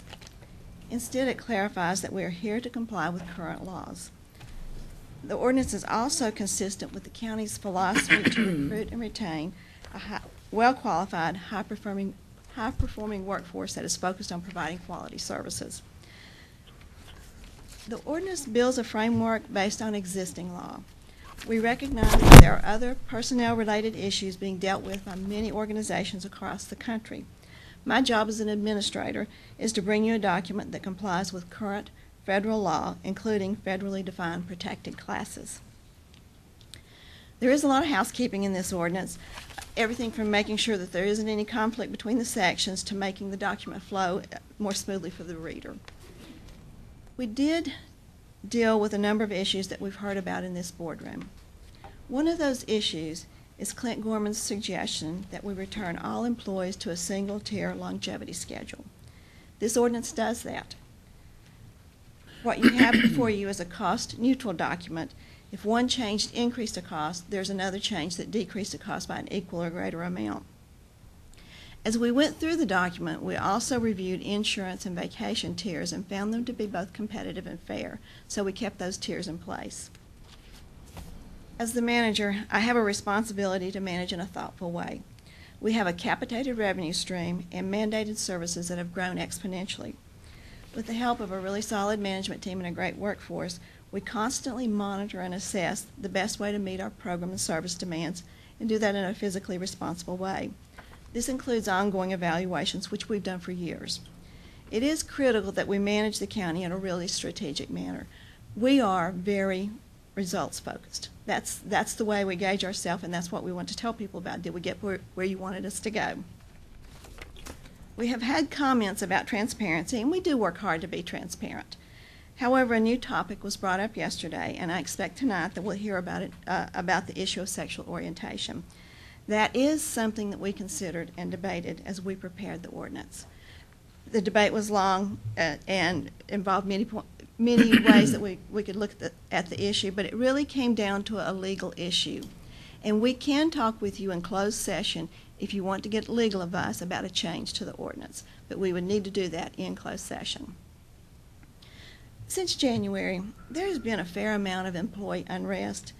The last time I saw anything even close to this much concern was Black Friday, which happened in February of 2001, when the governor kept over $3 million of our money. We cut 38 positions that day, and those cuts included every assistant department head we had.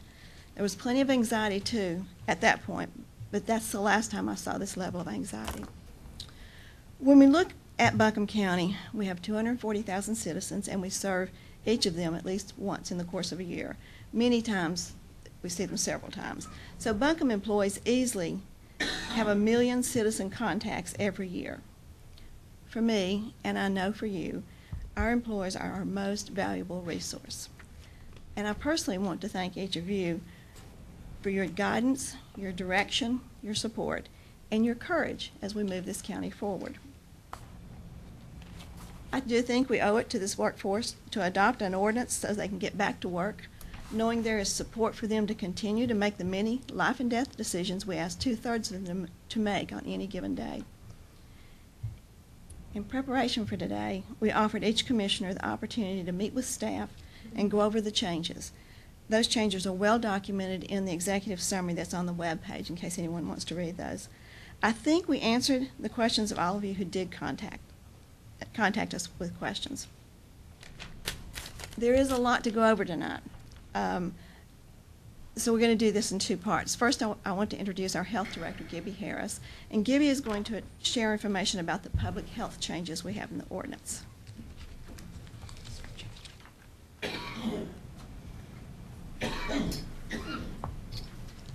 Mr. Chairman, Commissioners, thank you for the opportunity to talk to you about a few changes in the ordinance that really do impact public health. for our employees, but also in some cases for our citizens. I mean, one of the things that we try to do in the public health arena is make sure that everything that we bring before you, everything that we do in our community is based on best practice, but is also aligning and addressing federal and state requirements that we have. So Judy, can we have the PowerPoint presentation, please? And the first one that I wanted to talk to you about tonight has to do with breastfeeding and the federal requirements around breastfeeding for employers. This first slide just gives you some examples of excess risk that's associated with not breastfeeding. So explain a couple of these. I'll hit a couple of these real quickly. For full-term infants, acute ear infections, there's a 100% increase in the risk of ear infections for infants who are not breastfed. That's pretty significant. Asthma with family history, again for full-term infants, a 67% increase. And SIDS, a full-term infant, 56% increase. And then for the mother, there's a 4% increase in breast cancer if she does not breastfeed, and a 27% increase in ovarian cancer. So if you look at this, the estimates are that if 80% of families in the United States followed guidelines to exclusively breastfeed for 6 months, we could reduce annual costs, medical costs, indirect costs, and premature death by $10.5 billion a year. That's pretty significant. So what we have is, through the Affordable Care Act, an amendment to the Fair Labor Standards Act that requires employers to provide reasonable break time for employees to express breast milk for their nursing child for up to 1 year after that child is born. To provide a place other than a bathroom for that to happen that is private for the woman, and also that we provide facilities for them to store that breast milk during the day until they're able to take that home. What we do know is that just missing one pumping session creates problems and potential consequences both for the mother and the infant. In addition to that, North Carolina has also passed legislation to cover government employees, which states what the law says for all hourly wage employees. So what's recommended in the ordinance is that we provide this for all breastfeeding women within Buncombe County as a way of encouraging them to breastfeed their babies because we know it's better for them. The second issue that I wanted to talk to you about is one that I've talked to you about a number of times before, and that's about tobacco. Our ordinance currently provides smoke-free grounds and buildings within county government. What we're recommending is tobacco-free, and there's a number of reasons for that. One is that tobacco remains the #1 preventable cause of death in the United States, and that's true in North Carolina as well. This estimated figure of $31 million was tobacco-related Medicaid expenditures, just Medicaid, not other medical expenditures, in 2006. So we know that that's increased since then, and this does not include secondhand smoke-related Medicaid expenditures. And we know now that secondhand smoke causes almost as much trouble as smoking in itself. So those related to heart attacks and things, secondhand smoke is not included in this figure. The benefits of a tobacco-free ordinance, it protects the health of everyone, including the user. What we see in all of the surveys that are done is that most tobacco users want to quit. It's just very difficult to do it. It's a very addictive substance, and that providing this sort of environment will help our employees quit. We also have the services available through our employee health program that will support them in that effort. It eliminates any confusion about what is or is not allowed on our property. That is a continued issue. And for our youth, it provides the right role model. The pictures here are just a few examples of the marketing that is in place right now that entices our children to start smoking or start using tobacco products. The one on the bottom looks just like Tic Tacs, but it's tobacco.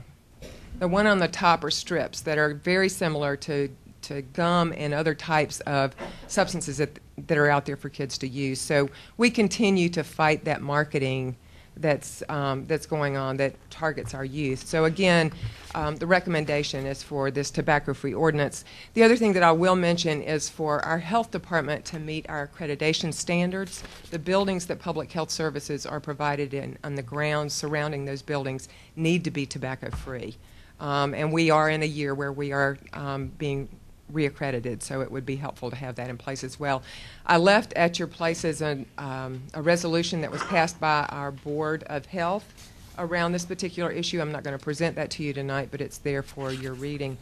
The other thing that I'd just like to mention that's also in the ordinance is the expectation that our staff, and when I say our staff, I'm talking about all county staff, are available in the time of emergencies to respond as needed. That is an expectation of the staff of the health department. Since 9/11 and the anthrax cases and the SARS scares, we have had expectations of our staff to be available to help in emergency response, but this just puts it into ordinance that it's an expectation for all staff. We do have public health emergencies, but we have other emergencies around flooding and shelters and a number of other things that we want to make sure that staff know that that's an expectation of the job. So all three of these, I think, are beneficial to us from a county perspective, but also from a public health perspective, and I appreciate your willingness to consider them. Thank you.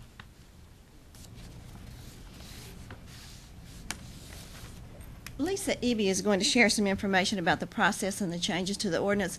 I want to take a moment, though, to say thank you to Lisa because she has done a fabulous job, and I'm pretty sure she hasn't slept in about 3 or 4 months because you can hear from her all hours of the night and day. She has been before the board several times. She's been with Buncombe County for 11 years.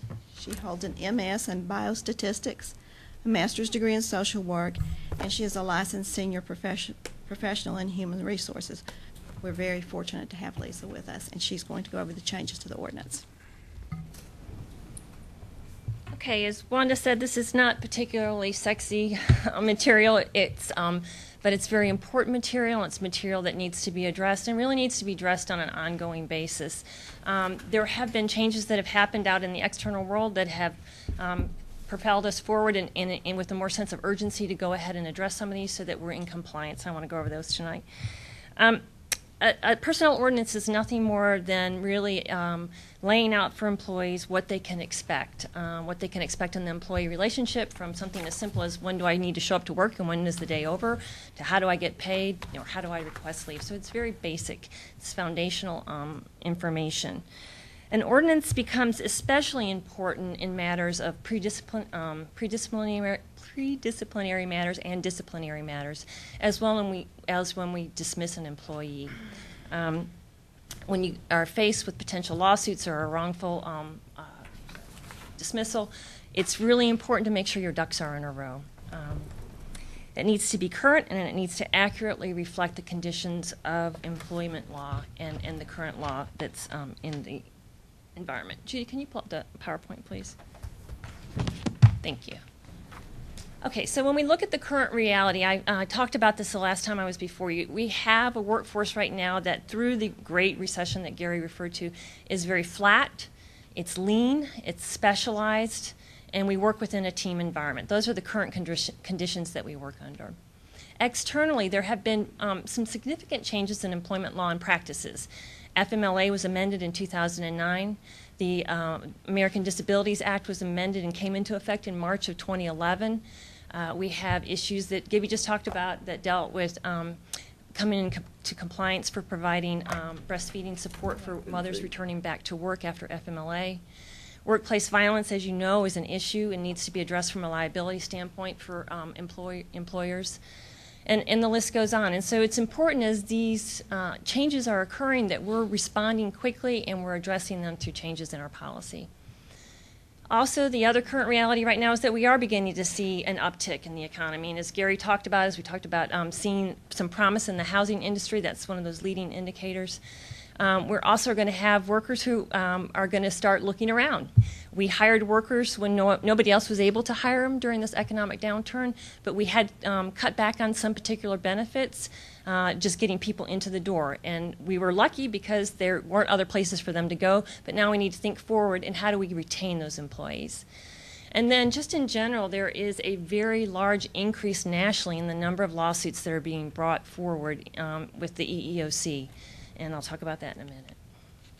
So I think we've been over this, but why is a personnel ordinance important? It's really just to clarify what are the conditions of employment, from pay to hiring and so on, just those basic things. The highlights of the changes, first of all, it's user-friendly. Our old personnel ordinance looked like this. And then we went to an electronic copy, but it wasn't as easily searchable as the one that we're putting forth today, where there's embedded bookmarks and links. It also is new, it's fresh. It doesn't have all the amendments upon amendments upon amendments, so it's much easier to read. We've tried to move things in ways that made more sense from a conceptual point of view so that it would be easier to find and easier to search on. As I said, we've cleaned up changes over time.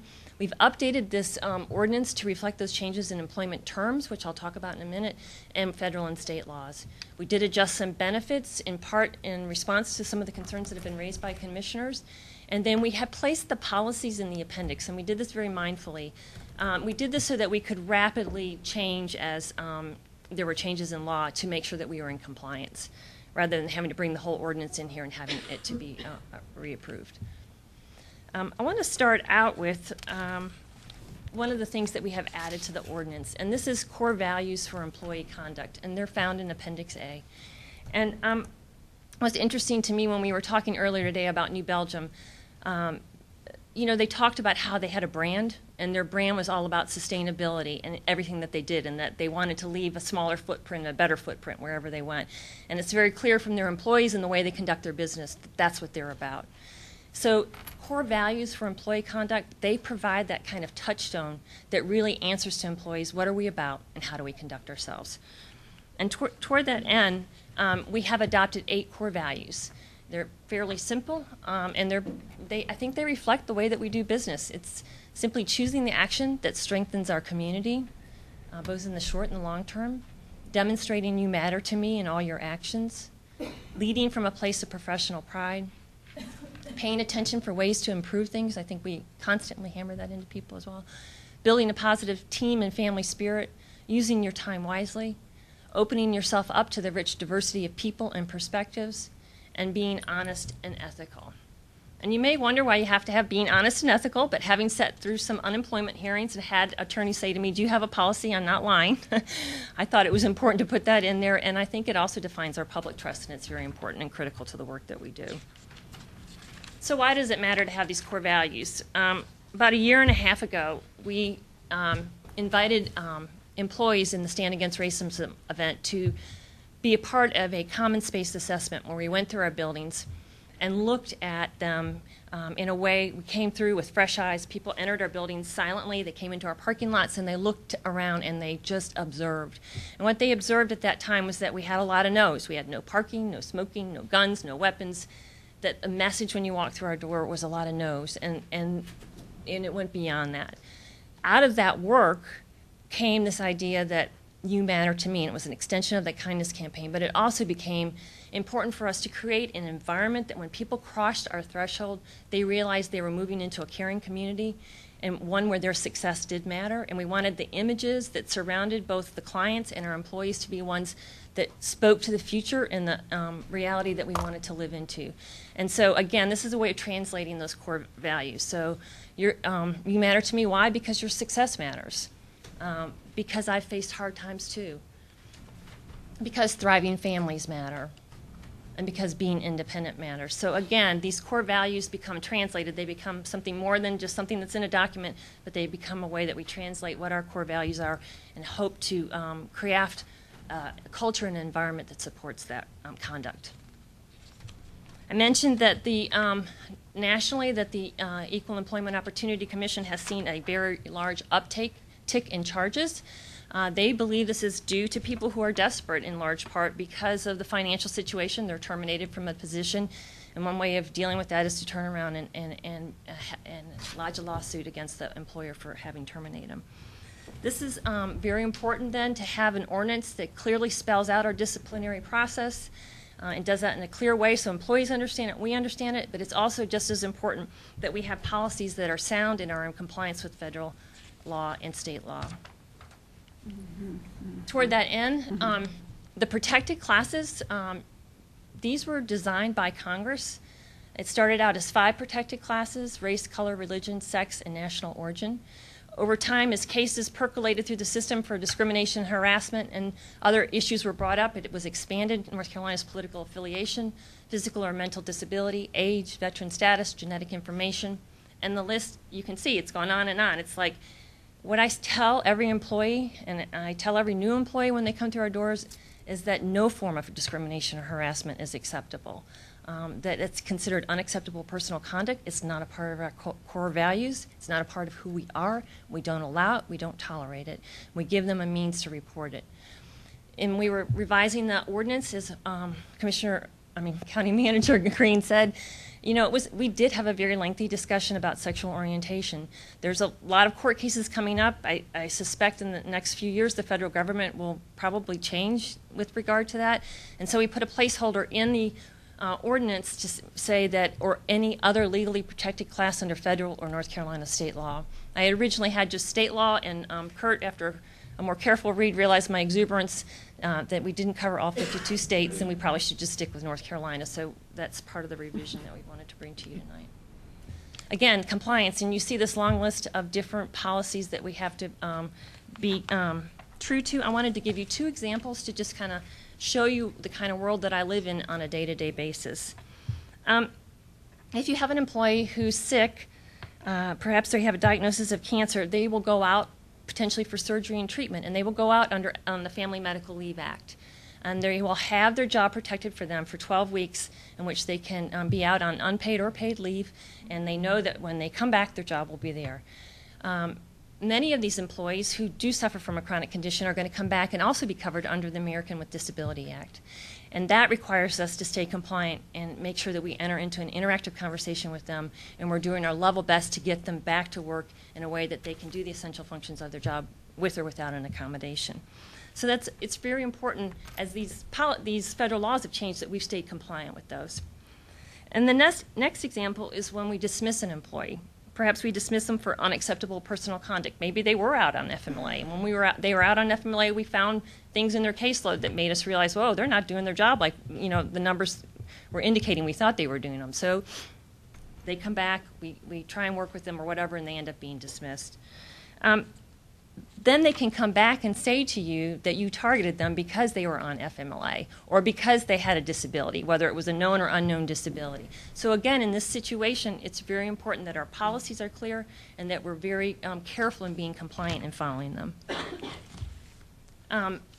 With the disciplinary process in the ordinance, there were a few changes that I made that I thought were important to outline. Unacceptable personal conduct, I went ahead and further defined what that was. There are many bullets on that, 8 or 9 on that, and you can see it in the ordinance. But we added, included in that, conduct that no reasonable person should expect to receive prior warning, including but not limiting to lying, falsification of records, bullying, or unethical behavior.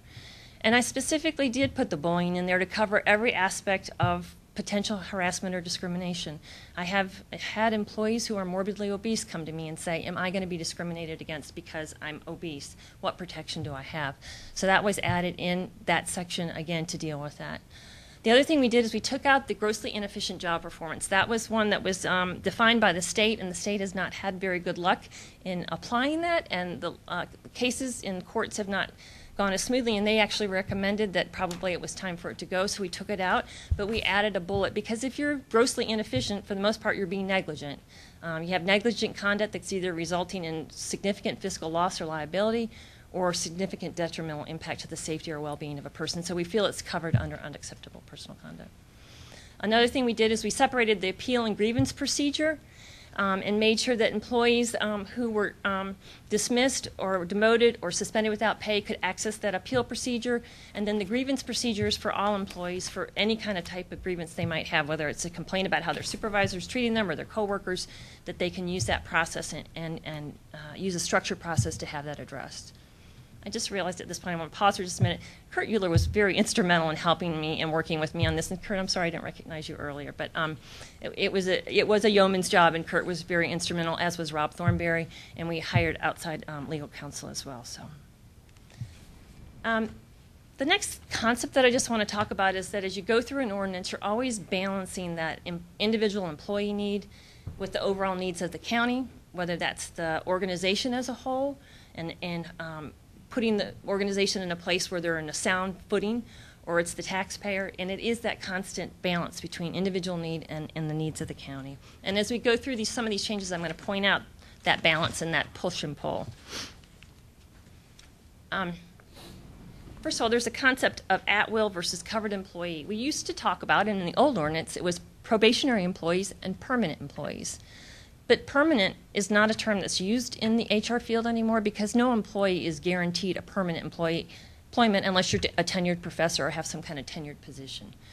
What you are able to get through government work is to obtain covered status. There's at-will status and covered status. When you're in an at-will status, you can be terminated without reason and at any time. When you achieve covered status, you have access to a due process in the disciplinary process before your employment is terminated. What we did in this ordinance is we followed the state's lead and we created 24 months of consecutive service for an employee to obtain covered employee status. The state refers to it as career status, but we are using the term covered employee. It confers the same rights. The other thing that we added into it was that we would revert to at-will state, the ability to be terminated without due process with either a promotion or a transfer. And so here's where the push and pull comes. You know, an employee wants to stay employed, but as an employer who has a lean workforce that's been flattened and we have more employees doing more work and we pay good pay, we have a responsibility to make sure that the employees that we do have are well trained and are performing to the degree that they need to be performing. And so that 24 months really gives us that long window as we hire new employees to say, are you cutting the mustard? Are you going to be able to meet our expectations? And I can tell you from some of the employees that we have gotten from other counties that have come in, they haven't been able to meet the pace and the work that we and the standards of excellence that we have in this county and have left in short order. So again, it's that push and pull, and it's that balance. But we feel like the 24 months again follows the state's lead and gives us that opportunity to ensure that we do have employees who are all performing to standards. Another issue that's come up is the North Carolina Local Government Employees Retirement System. As many counties have done during this economic downturn, they've resorted to hiring temporary employees. And in some cases, this has subverted the retirement system because they have employees that have been held in temporary positions for a period of time. We in Buncombe County have tried very hard to trim any kind of temporary employees we have, but we've also been strategic. As we've seen this bubble of retirements go through our system and we've had some of that institutional knowledge walking out the door, we've been very strategic and tactical in inviting some of those workers back to do special projects or to help us when there's a big burst, like in child welfare. If we have a huge sudden influx of investigations, we can hire those workers back and they can hit the ground running on the first day. And so we've been very tactical about that. But we did get clarity from the state on that, and we've added that into the ordinance. The next thing is that, again, because of discussion amongst you all, we've decided to add health insurance at 90 days. And that will be effective January 1 of 2013. That is a year ahead of what the Affordable Care Act would have us do. We would be required to do by the Affordable Care Act. And again, that's that balance between providing the individual the coverage that they would like and balancing the cost of that from a county perspective. We've also changed that we are now allowing new employees to enroll into the North Carolina retirement system upon hire. We waited in the past 6 months to do that, and we're now allowing them to do that upon hire. It's a small cost to the county, but it's also good for employees. They can start funding their retirement immediately upon rehire. And again, it's that balance between our ability to meet those employees' needs, to recruit them, and also to balance the cost.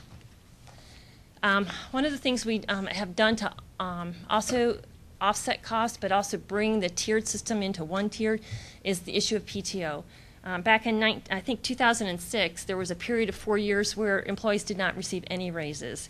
And the commissioners wanted to do something to reward them for the work that they were doing, and they gave them 4 days of PTO at that time. It was one way of providing them with additional benefit without having to increase the tax rate or being budget neutral. And that was great at that time. Employees understood it was not permanent. It was a temporary way of saying, let's help you get through this period. We then had new employees come in, and we reduced the number of days to 2, and then we had, under this economic crisis, we reduced it to 0.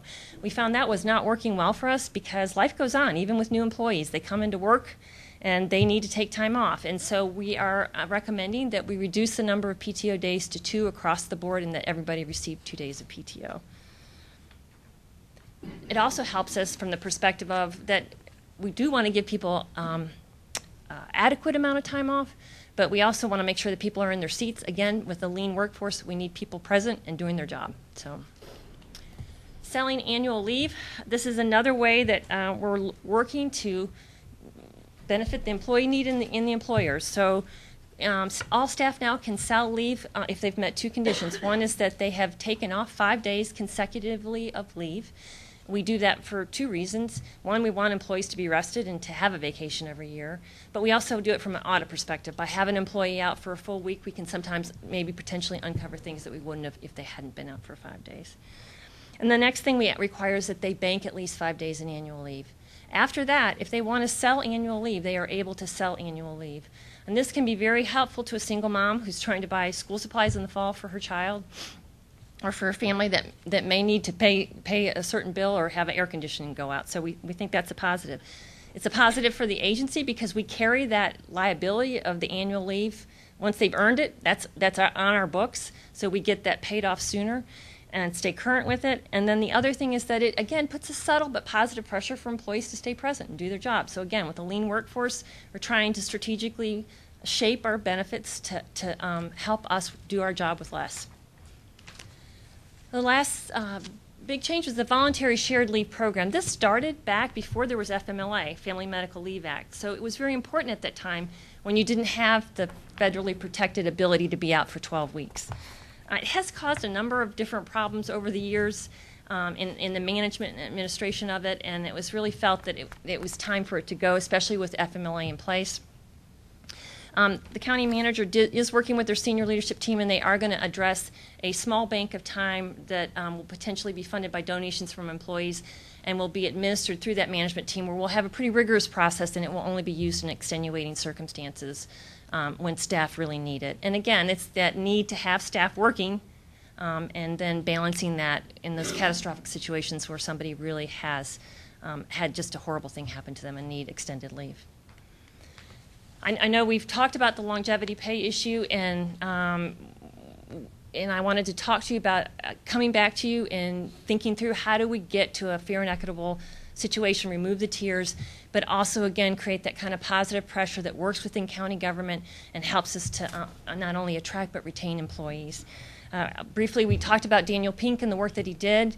And his recommendations are, raise the base pay, make it easy to get rid of underperformers. I think the 24 months of consecutive at-will employment status, and when you transfer and when you're promoted, allows us to get rid of underperformers more easily. Our ability to track and monitor that through results-oriented types business practices also help us. And then he recommends using that non-gameable variable pay. It's something that's not going to distract people from their job. It's not going to pit one employee against another. And for us, that is longevity. As was defined for you the last time we met, and I was present, if a new employee walks in the door day one, he or she is going to be getting the same pay that an employee sitting next to him who's been working 15 years. And that's the longevity pay at least gives that bonus and that recognition for that seniority, that seasoned, experienced worker. The red line on this graph indicates the longevity pay plan that was the old pay plan. It was the say that 3 times. It was I'm sorry, I'm trying to speak quickly tonight, so I know it's been a long night, it's hot in here. But anyway, that was the old pay plan, longevity plan. And again, it went up to 7%. And what we're recommending today is that we change it, make it one longevity plan for all employees, and not only we still cap it at 7%, but that we change the schedule of when you get those increases. And you can see that the blue line shows you a much faster increase.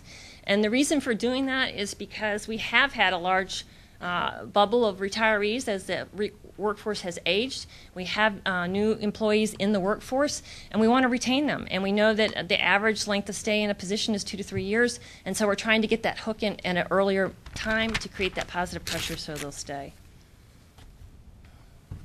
The next slide just shows you that same one single longevity pay schedule that we're recommending. And then I just wanted to talk through very briefly. I thought this was really interesting data.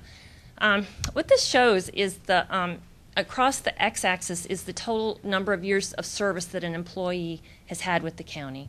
And then along the y-axis is the actual number of employees who have each one of those years of service in a particular class. So this is income maintenance caseworkers. These are the people that administer public assistance benefits. And so their salary, and everybody at that level is at a salary of $39,507. You can see that over time, the green line shows you how their salary would be different based on that longevity schedule, with the cap at 7% at the highest end there from year 25 on, okay? So I just wanted you to see that we're not talking about a huge amount. Nationally, for a single promotion, people get 7% when they're promoted. So essentially, this is a 7% increase for an employee over potentially a 30-year career. So that's what we're looking at. But what I thought was fascinating about this slide is that we know we've had to deal with less with economic service workers because of the large increase in food assistance and Medicaid that we've seen. And you can see that we very successfully have managed through that time because we have a very wide and long distribution of income maintenance workers that can provide that seasoned knowledge that helps with that huge spike and influx of those new workers that are in that first year, the 0 to 1 year there, because we've had to hire them because of the large increases in caseload. So it shows that having that wide breadth of knowledge is very useful for us. You can see on the next slide where we have, these are the EMTs, and you can see that there's spaces where we were having no hiring. And I think Jerry has spoken very eloquently about how it was so difficult to even hire an EMT that was qualified at different points in times. And so you can see those dips in employment hiring as well. And then the last slide, again, environmental health specialists. We spoke about them when I came and presented to you about the salary plan. It takes 3 years to become fully qualified within that field. And again, you can see those peaks and valleys of hiring, and where that last level there you can see was actually when we started aggressively addressing pay and benefits, and it allowed us to hire employees. The fact that we've hired no environmental health specialists since then is indicative of no turnover, but also the fact that they were very smart in shifting positions within that department as the septic and permits tanked and restaurants and licensing increased. The last thing I wanted to cover was aggregate service. You know, there was a time when we were bleeding employees to surrounding counties. They were leaving Buncombe and going to the surrounding counties for greener pastures. And so at that point, we put positive pressure on employees saying, you leave us and you're not going to get your benefits reinstated. So we were trying to tell employees, don't do it. Think twice before you leave. Now we're at a place where we don't have that problem. It's no longer an issue. And so we'd like to reinstate aggregate service. This is good for us because it allows employees who need a sabbatical, and maybe a social worker who's burned out and just needs to do something different for a while, but takes with them that clinical skill when they leave the building, but then gives them the opportunity to come back. It could be somebody who wants to go out for education, pursue a master's degree, and come back, which benefits us as a county, or it could be somebody who has extended family matters that needs that time off. But again, by allowing them to come back and use that aggregate years, we put positive pressure on them to come back and say, yes, there's a benefit to that. It's a benefit to looking at us when you want to be reemployed. So at the end of the day, the ordinance is just one small piece of this workforce plan. It's, again, something that needs to be tended, and it needs to be kept up to date. I feel like the changes that we made are very appropriate. I feel like they help us to be in a very firm footing, both legally. I think it helps bring clarity to the employee and the employer relationship that we have. And I think moving the policies again to the appendix is a very smart move on our part, and I'd be happy to answer any questions. All right. And that was very quick, I know. Good job, good job. That's fine. Are any questions? I just have questions for Ms. Green when the time is appropriate. All right. Thank you. I know, Lisa, you gave us the changes in the policy. The ordinance that we had prior to this, what percentage of that is still in place and what percentage has changed? I know there's been some discussion about how we are able to absorb all this. And if I remember correctly, so much of this is what has already been in place as far as our ordinance is concerned. Can you give me some kind of a percentage as to the changes that are in the new ordinance? I don't know if I can give an exact percent, but what I would say is that fundamentally it has not changed. The highlights that you see are the main points that have been addressed in the ordinance. There are small pieces where we've changed a phrase or a word to make things better, like I said, or rearranged sections so that they read and flow better. But it's kind of, the bones are all there. It's like a house that's it's the same foundation, it's the same rooms. You know, we may have updated with some painting here and there, and again, been in compliance, but I would say, I don't know, 85% or so, it's what it was. And I've got to credit Rob Thornberry for the fact that he modeled this after the Office of State Personnel system. Sure. And so it was a well-researched ordinance, and it follows the best practice that's considered best practice in the state of North Carolina. It served us well. As I think about the core values and what we as a county are working with our citizens to provide to them, and I'm thinking, and looking at our workforce, what kind of, have we had grievances? Have we had situations that you've had to deal with? Can you make any explanation about that, how those are dealt with in our workforce? Yes, I'd be happy to. Thank you. We train annually on unlawful workplace harassment. We talk to every new employee that walks through the door about it. We take every teachable moment we can through the work that we've done on diversity and inclusion, which has been a tremendous amount of work that we've done, and I think we'll be reporting out on that, and I think at the next board meeting. But we take it seriously, and whether it's a protected class or not, it's not tolerated in any form. Sure. As far as complaints specific to sexual orientation, we haven't had specific complaints about discrimination or harassment specific to that, but there's no place for any form of discrimination or harassment in our workplace. Thank you. Thank you. All right, any other questions? So much of what is in the new, what you presented to us tonight is what the state and federal folks have told us that we have to have in our ordinance. That coupled with the good ordinance that we had in place and looking at the situation today as far as our workforce is concerned, that's basically what we're looking at tonight. It really is, and it's just, again, we've made these changes all over. Those changes are being made, but the problem was the document had almost gotten unwieldy with all the changes because it was first adopted back in 1996, and so it really was a matter of cleaning it up, making it easier to use, and just, again, and easily accessible. It was. I think the idea also is to try to get where we have a lot of different employees who are regulated by many different types of laws. You have sheriffs, you have social workers, you have people in public health, and everybody is treated a little bit differently. And I think what the goal of the ordinance is to try to make sure that every county employee is pretty much treated the same, so you don't have, to the extent that we can, so you don't have a lot of different tiers of, some employees get treated one way, some get treated. There are some that's just the way it is based on the law, but where that's not, we've tried to make it as equal as possible. I will say that I read your book. Oh, did you like it? I did. I learned a lot. Good. Got most of my ideas from it. Good. So. There you go. All right, any other questions or comments at this point? I make a motion that we adopt the ordinance. Second. There's been a motion by Commissioner Peterson, a second by Vice Chair Stanley. So I did Further discussion. ask questions of Ms. Green, and then I'm hoping we can hear from the public. And I'm unclear about, I asked earlier about amendments, and I'll follow direction. Probably for the public's sake, it might be easier to do one amendment and then have public comment. Whatever you think about that, but may I ask my questions prior to us going forward? Go right ahead. Is that good?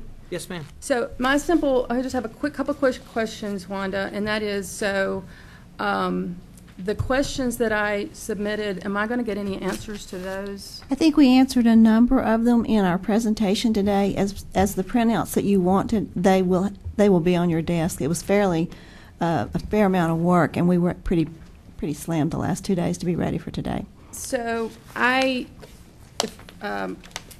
maybe I'll just go through them then, because I must be a slow learner. I didn't get some of them. So, in terms of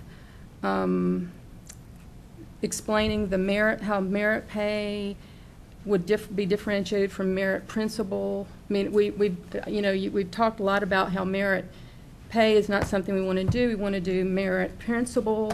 So, if you could kind of explain that inconsistency, and I would like to hear from our county manager if that's possible. Sure. Merit principle is really around behavior. Merit pay is compensation. And merit pay really does not work in a team environment. We expect certain behavior of our employees. But the merit principle seemed to be, excuse me, I apologize, but this seemed to be saying that people would be appointed or promoted based on the merit principle.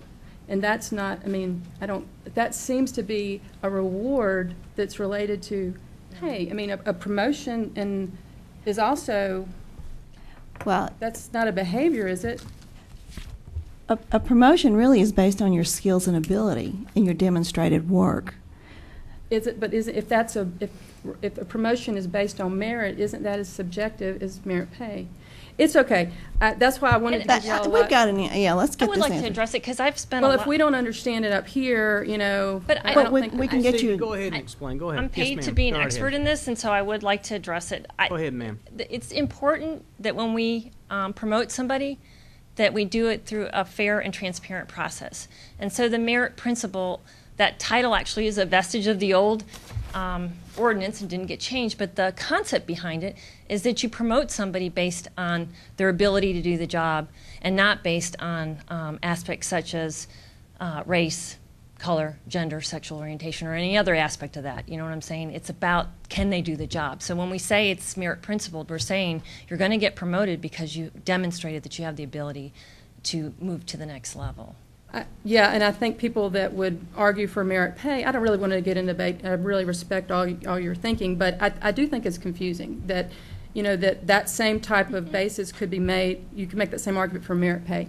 I'm down with it. I'm just saying that exact argument. And I think if we want to change the title, I think that's perfectly acceptable. I think the concept is the good concept. We want to. When we talk about it being a roadmap, we want employees to know. I understand where we are with that. I just thought it was odd, and I was hoping to learn more before we would talk in public. But so in section 6, the employees in administrative service include the county clerk, county attorney, county finance director, and board of elections director. Those are people who are appointed and serve basically at the pleasure of this board. So that they're not included in the term administrative service. No. So the answer is no. No. Okay, super.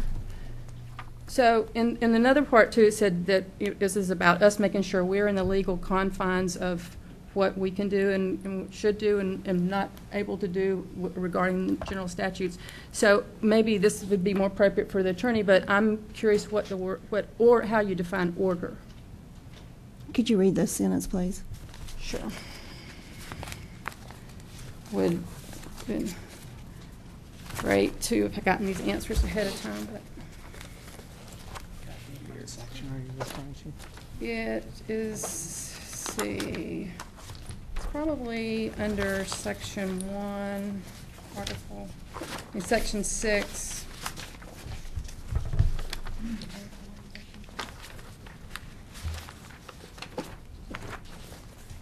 It has to do with what the county commissioners can do and what they cannot do.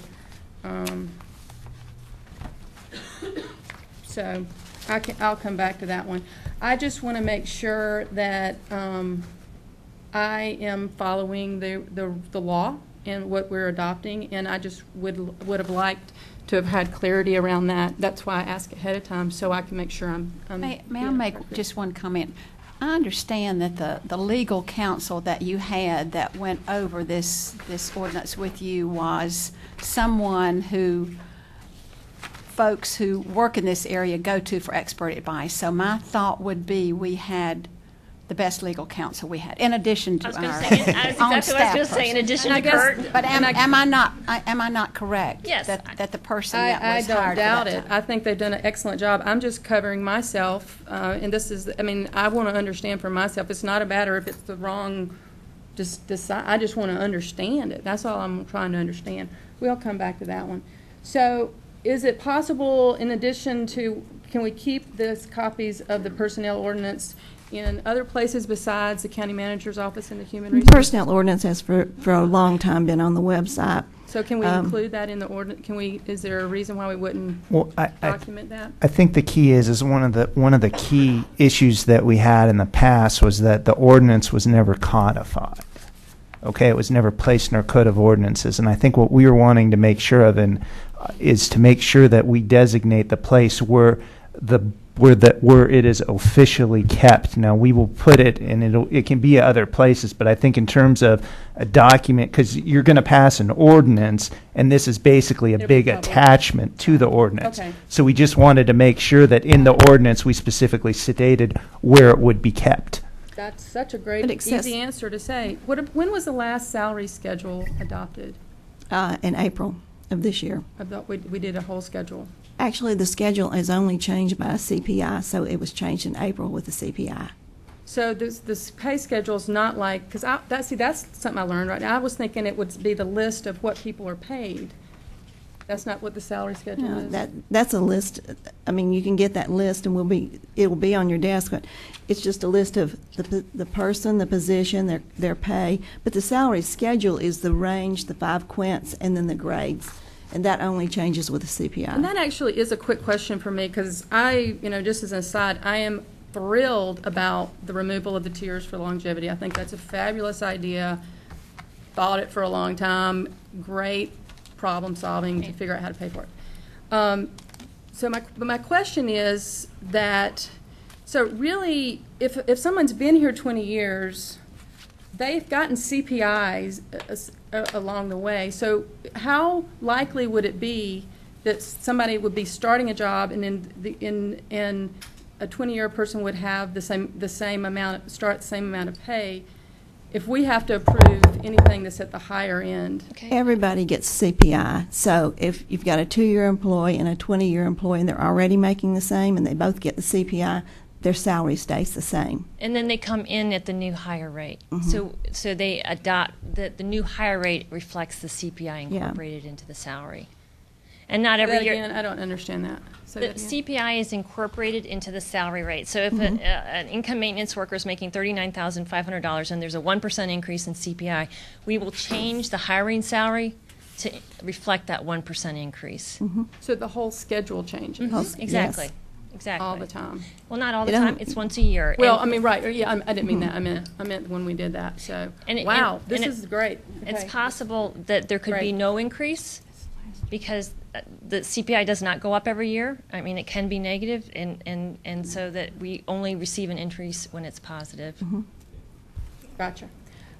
So in terms of the 24-month probationary period, I mean, I'm really torn about this one because I like the idea of the consistency, but 24 months, it can't be best practices. It definitely can't be best practice for our younger generation. So how did y'all grapple with knowing that when one of the things that we want to, when we attract people, we want to keep them here, and we're going to keep them on probation for 24 months. Well, we do evaluations at 6, 12, and 24 months to tell them how they're doing and progressing toward the job. We have some jobs that you need to work out a year before you can be turned loose to go on the job.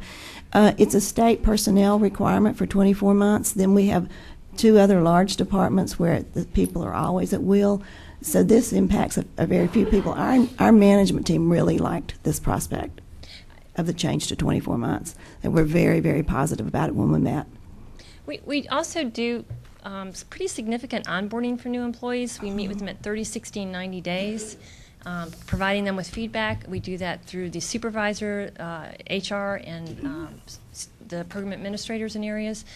But the bottom line is if you're not performing to standards, if you are performing to standards, you have nothing to worry about. And if you're not performing to standards, then we will provide that feedback, give them a reasonable amount of time to come up to standards, but people have to be able to pull their weight.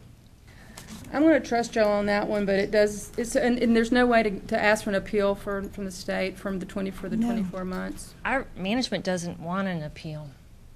I mean, wow. So 24 months. That's something. I'm going to trust y'all on that one. That's really something. Ms. Jones, I have a problem, Commissioner Jones. Did I hear you say you had read the ordinance from cover to cover? Yeah, I just didn't I had questions based on We were all told by staff, or staff told us, if we had questions, we could come in and talk about it. Did you accept that? And I didn't realize that, that was the only way to engage. Well, I know there would be no TV cameras there, or flash bulbs, or those things. But, we've been here a while. But, yeah, I call a question. Well, I'll go ahead and make my amendment. I think it's sad. I call the question. Okay. I hope I can make some amendments. What's it on the call the question? You got to vote. I think the first issue is whether or not the public comment. Are you all? Yeah, we've got to have public comment on the ordinance for sure. So I don't know. I don't know how. I think you're going to have to. Okay, I'm gonna rule that we will. I'm gonna do it this way. Well, let me just summarize my issues, and then, it was, I think it's interesting how the rules are made for the elected officials. I didn't see that rule anywhere that was the way I was supposed to engage. But and if this board wants to tell me how to do that's fine. So my first amendment will be about the sexual orientation. I thought I'd call the question, Counselor. All right. It did. The issue is whether or not, before we vote on the issue, is whether, according to your rules, you are required to have, if a commissioner wants it, you're supposed to have public comment on the ordinance before you move forward in your rules. And so right now, I feel that we're going out of order in terms of and I was doing that. I was and trying to I'm be. not. Hey, would you let him finish, please, Commissioner Jones? I want to hear what he's got to say. I think what my issue is once again the complying with your rules and making sure that the process is what we've stated. And it just seems like to me that before we move forward on the issues as to how we're going to vote on it, the first thing is that since this is a new business item, we need to have the public comment before we move forward. All right. Go for it. Well, could I suggest this? Go. Why don't we hear incredible. your amendments that you're looking at, so people can comment on the whole thing, and then that way we'll get back to. Then you can go Vice Chair that. Stanley's motion. All right. So what amendments would you? The first amendment I would like to make has to do with Article 1, Section 5, Article 4, Section 2B, which to include in the protected class sexual orientation and gender identity. The second item has to do with Article 2, Section 5HB, to delete in entirety. The next amendment. No, we don't. I don't know how. I have been politely. I asked beforehand how to do this, and now I'm being rushed to do my amendments, and I'm sure the public's confused, and I'm confused. So I was trying to do what we agreed upon collectively at the beginning. I've tried to put stuff out there ahead of time. So the Article 7, Section 5HB has to do, I believe, with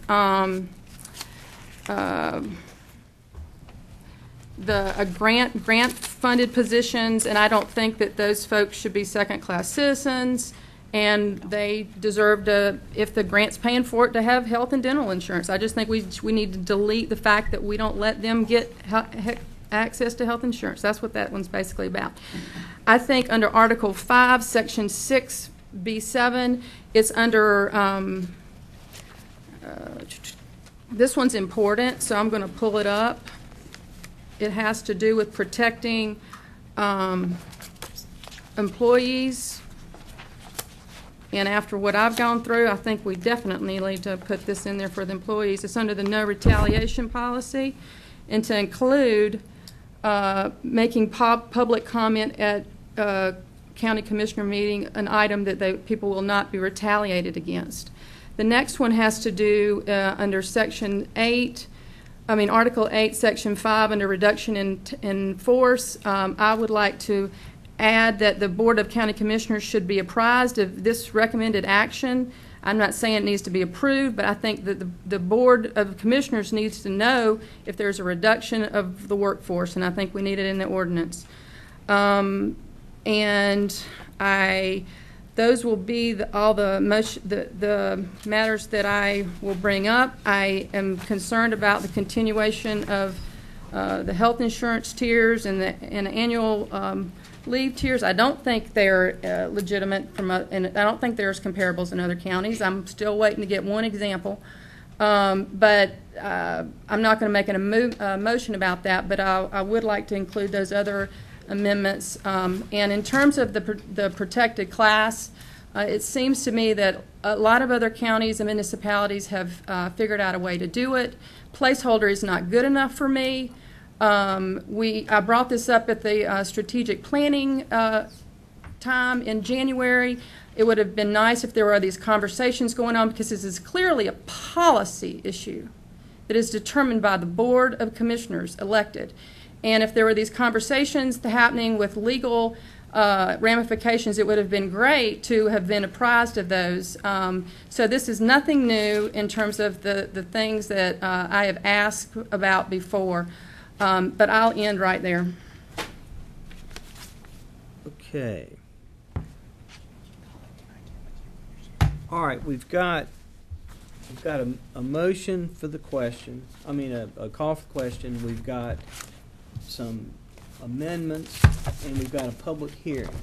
So my suggestion is that we have the public hearing and incorporate. It's not a public hearing. It's just a new item, a new business item. It's not a public hearing. I would like for the public to be able to speak about our personnel ordinance. Okay. Well, I think that is our rule, as I understand it, that if a commissioner wants a hearing, we can have it. So I'm gonna take comments. 3 minutes. Any comments? Yes. I'm gonna start with Mr. Fryer, then I'll take you. And we got some seats up here. I'm gonna recognize a lot of folks. So, Mr. Fryer first, then you be second, and then I'll tell you what, folks. Why don't you in the back? Y'all come up, sit on the row here. If you'll sit in the next chair, if you're going to speak next, let's put you there. Did you want to speak? Did you want to speak, ma'am? If you want, okay. Why don't you sit the next seat, and that way we'll kind of have a visual of it. Let me get you to switch. I called her next. You next. Then you're next. You can have a seat on all just three, and then we'll go that way. All right, let's go. Mr. Fryer. My name's Mike Fryer, and I'm from Fairview. I've never seen anything like this in my life. Y'all have been off for a solid month, and you bring this stuff up in one day? There's 5 commissioners up here. You can't figure out how to have a meeting with this group and Miss Green and this group over here in a month that you were off? You were off in April for a month too, Miss Jones. Okay. Well, you go any way you want to go. This is. But you're a candidate for county commissioner. I am a candidate, but we'll the simple fact We're looking forward to the debate, so let's just wait and debate in the fall. Well, we'll debate in the fall, but I've got more after this. But the simple fact is, this has nothing to do. This has nothing to do. There's gay people that work at the county. You got more women working in the county than you do men. Okay? Simple fact. A lot of you's been here for 16, 17, 20, 25 years. Calling it something that, that's wrong with it. What is wrong with this? There's areas in this ordinance that I do not agree with totally. But, that's something, if I was to be lucky enough to come in, could be fixed. Because we get money from the state, we get money from the feds, it goes here and we go there.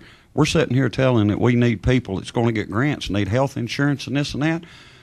You're an employer and you work for an employer. Does everybody in their business have health insurance? Does everybody in the business of these 2 places have retirement accounts? Do all of them have 401ks? What are we trying to give away here? I want everybody to work in Buncombe County. And I don't care what they lack, sex, homosexuality, gay, straight, don't matter, as long as they do the job. You know, I've got beat up because I've got a gay person running my campaign. Big time beat up. He does a good job. Okay? He does a good job. So there's nothing wrong with what these people are doing at HR. There's nothing wrong with what these other people are doing. And I don't know how y'all are standing what's going on. This is pretty simple. It is really simple. Thank you, Mr. Fryer. Yes, ma'am. And why don't y'all move down one, and there's an open seat here, so it's fine. Yes, ma'am. Thank you for commissioners for hearing me out. My name is Yvonne Cook Riley. I live in West Asheville.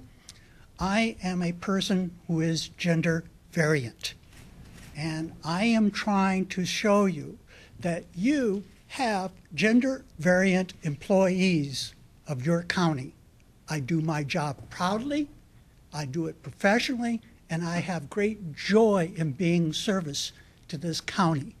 The last thing that I do not want to see is smoke and mirrors around the idea that I am an employee of this county and should be in that protected class as a gender variant. Not, we will not discriminate just because you do not want to put sexual orientation or gender expression in an ordinance. Please consider the language that is seen all over the world when people bring this up on their computer and consider moving to Buncombe County, and when they see that the county itself has those words in the personnel department instead of smoke and mirrors, putting sexual orientation, which she used right here on this podium a couple minutes ago, and gender expression in the ordinance. It costs you nothing but a couple words. Please consider that amendment. Thank you. Thank you, Ms. Riley. Yes, ma'am. My name is Amy Huntsman. I live in the Oakley neighborhood of Asheville. I've been an employee of the county for going on close to 7 years now. I work at a very stressful job, and I feel like the choices that I make within a team setting carry a high level of stress and liability. That stress and liability that could cause me to get fired. I take that stress home with me to my family and deal with that, and have to know that at any point in time I could be terminated for making a poor decision. I think that doing this job, that I feel like I get respected for the work that I do at the county. I feel like I get thanked for the work that I do at the county, but I would like to be seen as a whole person. And that's why I would really like for you guys to please consider adding sexual orientation and gender identity to the EEOC. Thank you. Thank you, Ms. Huntsman. Yes, ma'am. I'm Karen Olschlager. I'm the president of the League of Women Voters here in Asheville, Buncombe County. This is the third time in the past year that I have spoken to the commissioners and asked y'all to please update this employment non-discrimination policy to include the categories of sexual orientation and gender identity. So that is nothing new. Y'all know that I support that, and I know I called most of y'all before the meeting and sent out more emails reminding y'all. And again, third time I've spoken about it. So I would encourage y'all to vote in favor of that amendment, and I was very glad. You know, another thing that the League of Women Voters does care about is process. And I did call, I checked with the clerk to the board today, and I was under the understanding that there would be the opportunity for amendments. So I'm very glad, thank you for fitting those in there in that a tight window, but I'm glad we were able to get some out anyway. And the final thing, and hopefully this is no longer an issue because, as I said, those amendments were able to be presented, and of course I and the League support the League to update that employment non-discrimination policy to add those categories of sexual orientation and gender identity.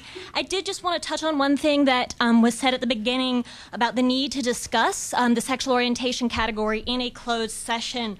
I pulled up North Carolina statutes for meetings of public bodies, and it looks like it's statute 143, 318.11, that closed session, it says, general personnel policy issues may not be considered in a closed session. And that is a direct quote from the North Carolina Ordinance. And I don't claim to have been able, I don't know as much about these rules and regulations, but given that there was some concern about process earlier, I would just love that we could double check and make sure that we are complying with the rules for these meetings and North Carolina state law.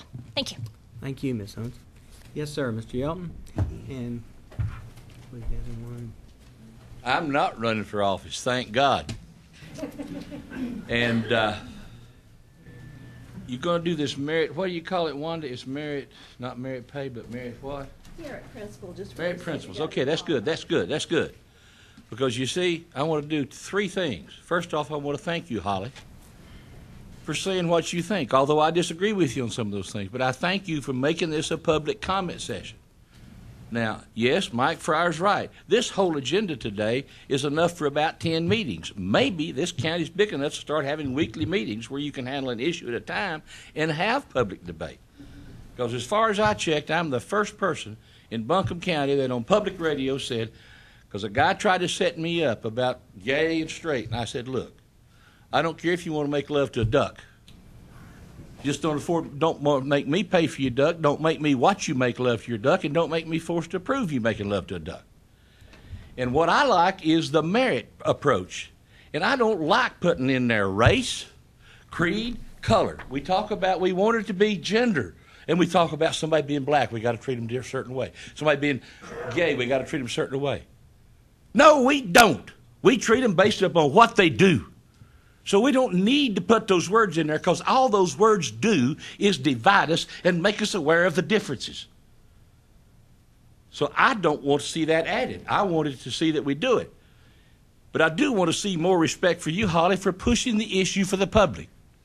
I thank you for that. And I think if you all will think about what I've said, it has more merit than any person up here making an appeal that's politically might get him a few votes or not get him a few votes, or make somebody happy. I don't want to make anybody happy. I want to do what we do. Set a goal. If you do your job right and anybody discriminates against you, kick their butt out. I don't care who they are. And why I say that is because I worked for the county and I was doing my job and I got kicked out because I was doing it. Thank you, Mr. Yelton. Yes, ma'am. Good evening. My name is Reverend Jasmine Beach Ferrara. I am the Executive Director of the Campaign for Southern Equality based here in Asheville. I want to take a moment to thank all of you for your hard work and public service, and also take a moment just to reflect and pause that we live in a community where dialogue like this is possible, even when it's charged. Briefly, I want to explain why I support Commissioner Jones' amendment to the non-discrimination policy, including sexual orientation and gender identity. There are several reasons for this. The first of these is that it reflects the community that we live in. Buncombe County has the highest density of same-sex couples of any county in North Carolina. We know that there are many LGBT county employees currently on staff, and the question that you all face in a leadership position is how to best protect a community that we know to be vulnerable, not just to employment discrimination, but also to housing discrimination and to violence at disproportionate rates. Obviously, employment is our focus here, so let's keep the focus on that particular issue. There's a long tradition in our country and in our state of public leadership acting to protect classes of individuals who are vulnerable to discrimination. Ms. Green is correct in saying that federal law does not currently recognize LGBT people as a protected class. It is my prediction, along with yours, I believe that that will change on the federal level soon. But as we know, federal law is a floor, not a ceiling, that will guide the conduct of local municipalities. There are counties and cities across the state of North Carolina who, in recognition of the vulnerability of LGBT people in our state, have acted to include sexual orientation and gender identity in their employment policies. I think we should look to them for precedence, and also look to the fact that it has helped to create well-functioning, high-performing workforces.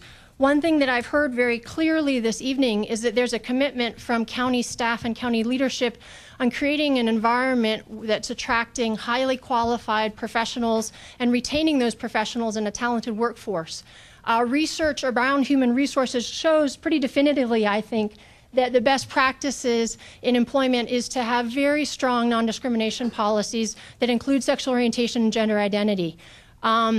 What we see happening across our community, across our state, and across our country is that employers large and small, from small mom and pop businesses to large corporations to municipalities, are adopting such policies because they know this is the future of employment practices. I would urge you all to pass Commissioner Jones' amendment with an eye towards the future, and an eye also towards the human consequences of not doing so. As we all know all too well, the fact that there have not been formal grievances filed around sexual orientation and gender identity does not mean that discriminatory treatment and harassment are not occurring. More likely, it means that people do not feel safe to report those incidents. And the reason they do not feel safe, history has shown and research has shown, is because there are not policies on the books clearly enumerating that they will be protected from retaliatory termination as a result. So in closing, at 3 minutes and 4 seconds, I urge you to pass the amendment. Thank you. Thank you, Ms. Burton. Yes, ma'am. Thank you all very much for opening this up to public comment tonight. My name is Lindsay Simmerly. I live in Buncombe County. It was mentioned earlier that it's potentially not legal, and I just wanted to read the list of counties and cities in the state of North Carolina that currently have this exact language in their city and county policy. Those counties are Durham, Guilford, Mecklenburg, and Orange counties, and the cities of Asheville, Bessemer City, Boone, Carrboro, Charlotte, Chapel Hill, Durham, High Point, Raleigh, and Winston-Salem. Currently all have these laws, some of which date back to the early 2000s.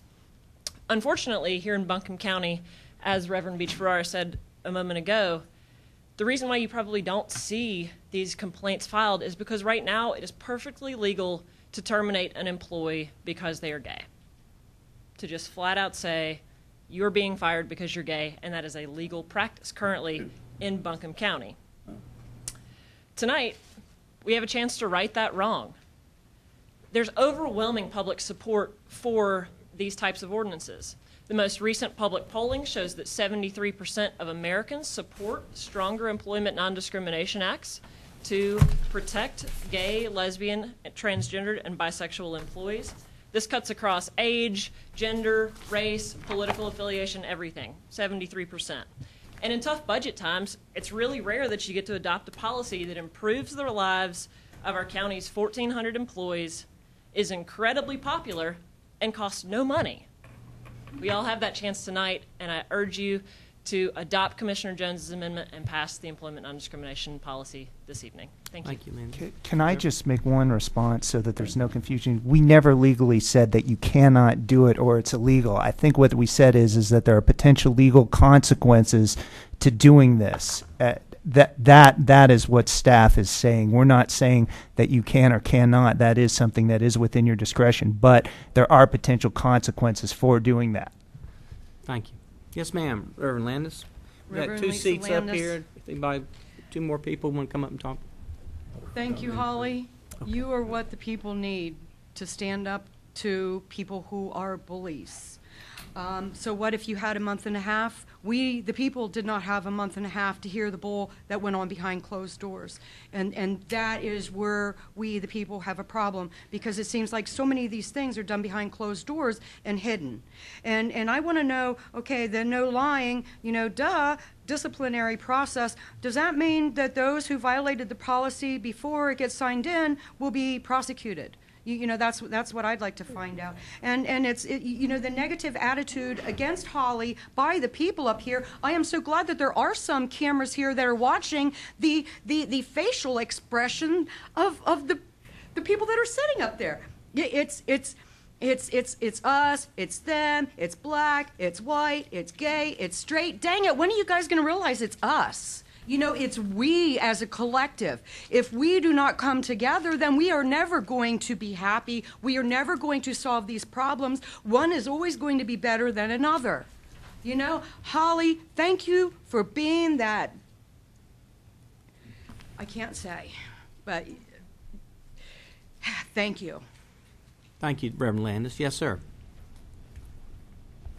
Hey, my name is Aaron Sarver. I live in the city of Asheville. Thanks for allowing these comments. I can't really add much to pretty much everyone who's spoken very eloquently, passionately of why we should pass Commissioner Jones' amendment regarding adding sexual orientation and gender identity to the personnel policy. I think it should be clear that you can, under law in Buncombe County, be fired for simply being gay. I hope that doesn't happen, but we need to ensure legally that it I've been here 24 years and it hadn't happened. That's great. I hope we have 240 years and it doesn't happen in the future, but legally it can. That's the point. Thank you. Thank you, Aaron. Yes, sir. Okay, so I'm here as a citizen. This goes in my pocket. I have listened to, over the last few months, anxiety regarding pay. It's rampant in the county. It's really scaring people that work for county government. There's averages being used, and I met an awful lot of people don't make that average. You know, they read something in the paper, and every time we start, and, you know, and all that, and I respect what you're doing. I respect your right to say what you said today. I also believe that what was presented to you is very consistent with major corporations and states and counties across this country.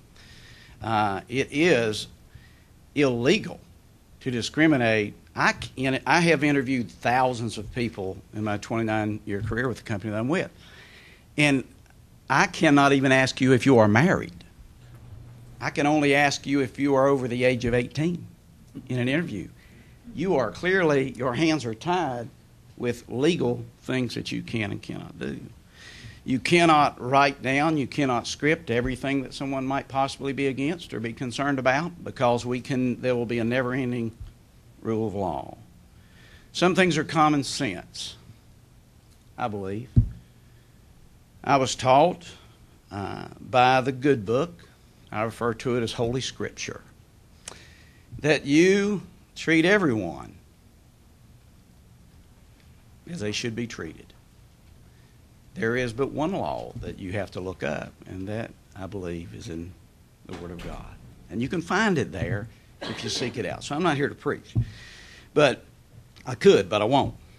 I am here to say that I support what was presented. It is in accordance with what the company that I've been with for a long time that they do. There's a couple of things in there that I thought was made a little over the top. I mean, that's the first time I'd heard where you could actually sell your time off, which I thought was kind of interesting, you know, that you could do that. So there's some differences in there, but I think it's fair. I think that that you can't, if someone fires you, see, I'm part of a discriminated class in this country, Christian people. I'm discriminated against all the time. It bothers me in the county sometimes the way I'm discriminated as a person. I am discriminated against. But I have someone that I can rely on, someone I can go to. I don't have to go and have somebody write a law to protect me because it's out there. People can't discriminate against me because of that. And so I support, because it will stop the anxiety. Though you may not agree with everything, though I may not agree with everything you say, once you put the policy in place, it will stop a lot of the anxiety out there right now. Mr. Belcher, thank you, sir. Yes, ma'am. My name is Ashley Arrington. I live in Oakley.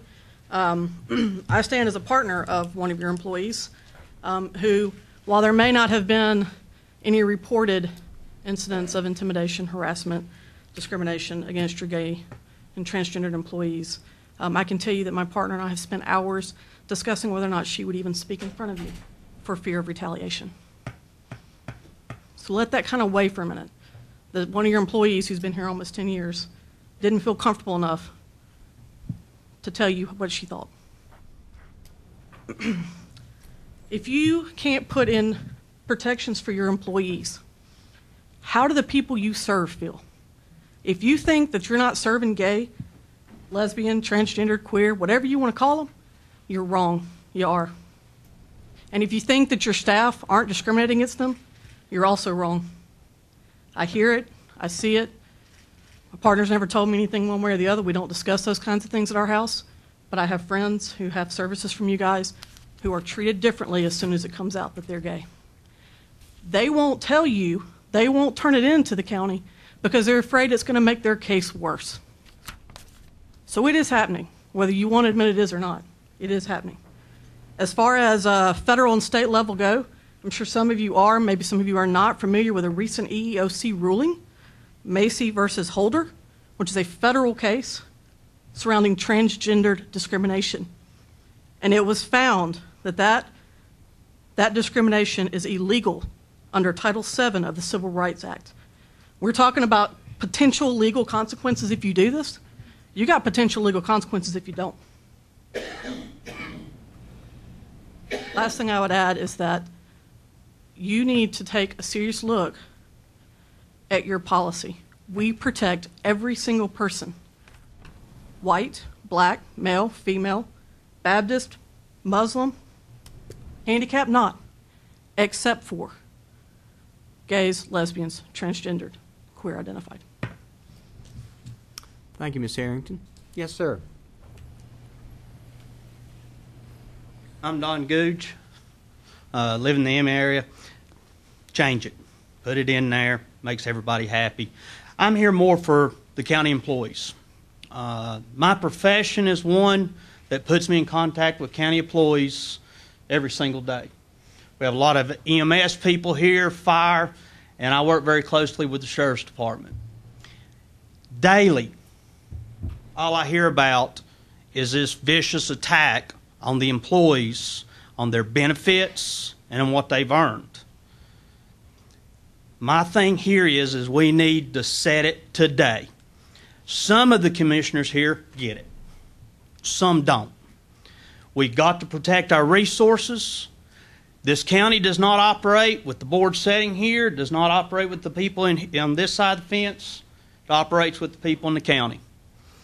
And that's our protected resource. That's the one resource that we can guarantee that's going to make this county work now and for years to come. We need to cut this out. All I keep hearing is about, well, we got protected this year, but next year, and the word's already coming out, they're going to get their longevity pay taken away because that is the goal of certain people. This needs to stop tonight. We need to acknowledge all our employees, all the county employees, and do the right thing. Thank you, Mr. Googe. Any other public comment? Okay. So, Mr. Ewell? Okay, we have a bunch of Robert's Rules parliamentary issues. My head's swimming. I need your help. Yes, I am going to break down one thing.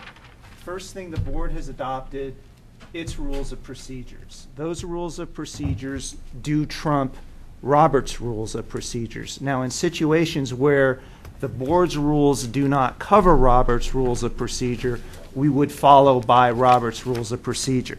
All right, so with the public comment, we've handled that. The second thing is that there is a motion on the floor calling to question.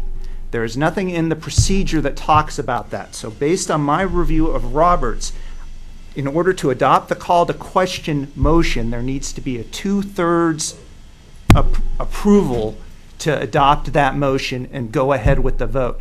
If that vote fails, then you can address the amendment issue.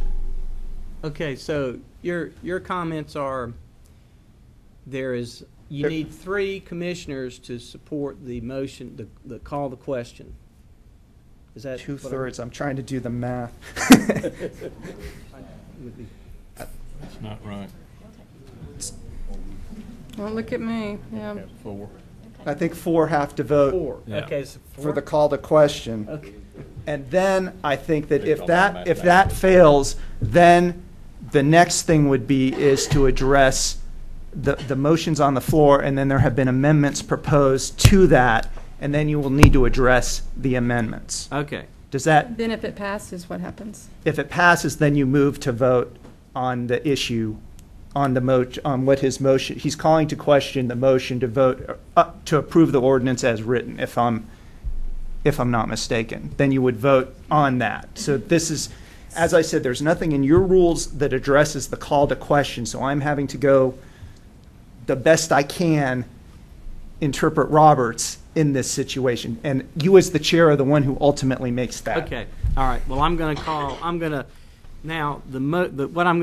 to vote on the Vice Chair Stanley's call the question, and then this is not, and then and then we'll see if that'd be 4 people. If that passes, then debate ends, and you vote on the issue before you. Okay. And that means that all the amendments will not be considered. Because according to your rules, all motions, that a motion is out of order when there's a substantive motion pending. And I would think that's the substantive motion that's before you right now. So the consequence would basically be to not address the amendments, thus voting the amendments down if the call to question was approved. mean, that's the In consequence. essence, you would be, you would not You'd have be to vote denying on the on amendments. Got it. I'm good. Okay, everybody good? Understand what we're doing?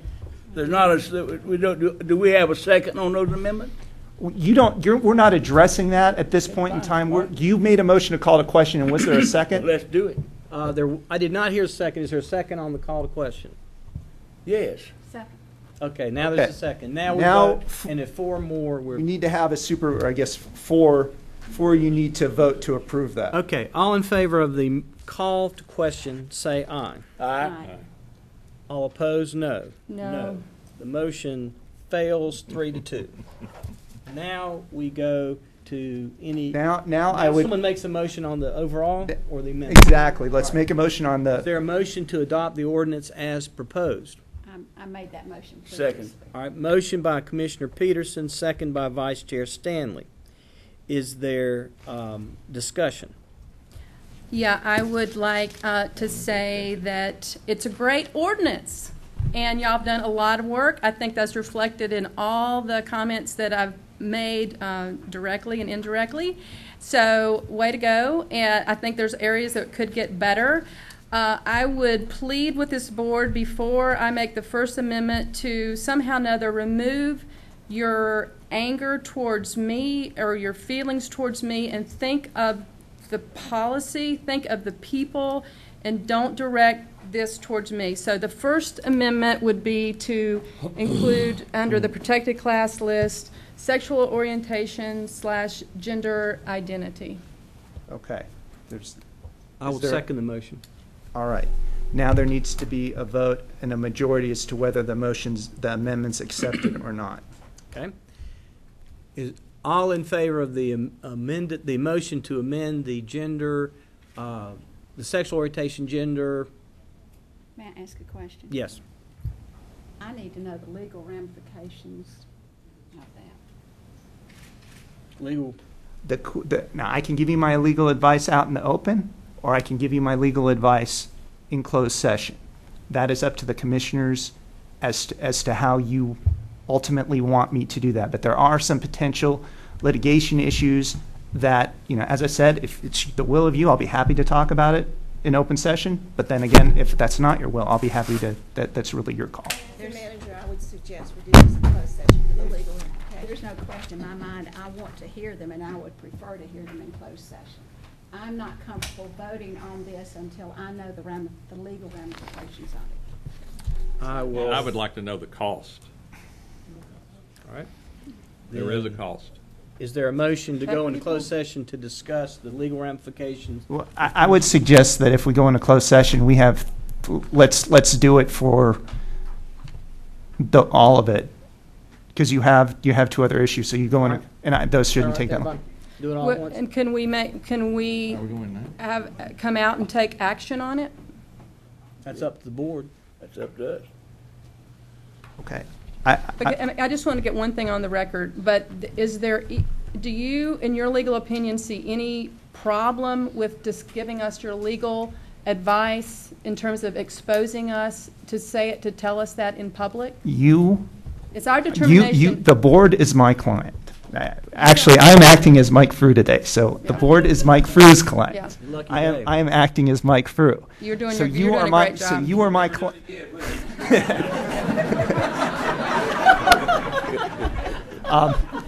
No comment. But you as a whole board are my client. So if it's your wish that I give you my advice in public, that's up to you all. I can't make that decision for you. Okay. On that issue, I want some time to hear what he has to say, and I want to know what the cost is going to be, and I want to have time to digest what I hear. All right. That particular issue on. All right. Is that the motion to go into So closed session? I had prepared a motion that the commissioners go into closed session. Not that I'm making it, but my proposed language would be the move that the county commissioners go into closed session for the following reason. Number one, to consult with an attorney employed by the county about matters with respect to which the attorney-client privilege between the county and its attorney must be preserved, including potential litigation involving the county, Sassafras Valley LLC, Wasla Valley LLC, and Capital Bank. In addition, there is an issue about economic development. The statutory authorization contained in North Carolina General Statute 143, 318, 11A3, and 4. No action will, and it will be up to you all as to whether action is taken. Is there a motion to adopt our county attorney's motion? So move. Second. Motion by Vice Chair Stanley, second by Commissioner Peterson. And to go into closed session to discuss all of And we these. can actually go down the hall so that everybody can just keep their seat. That's fine. Is there- Okay, all in favor? Go buy a bathroom. All in favor of the motion? Aye. All opposed?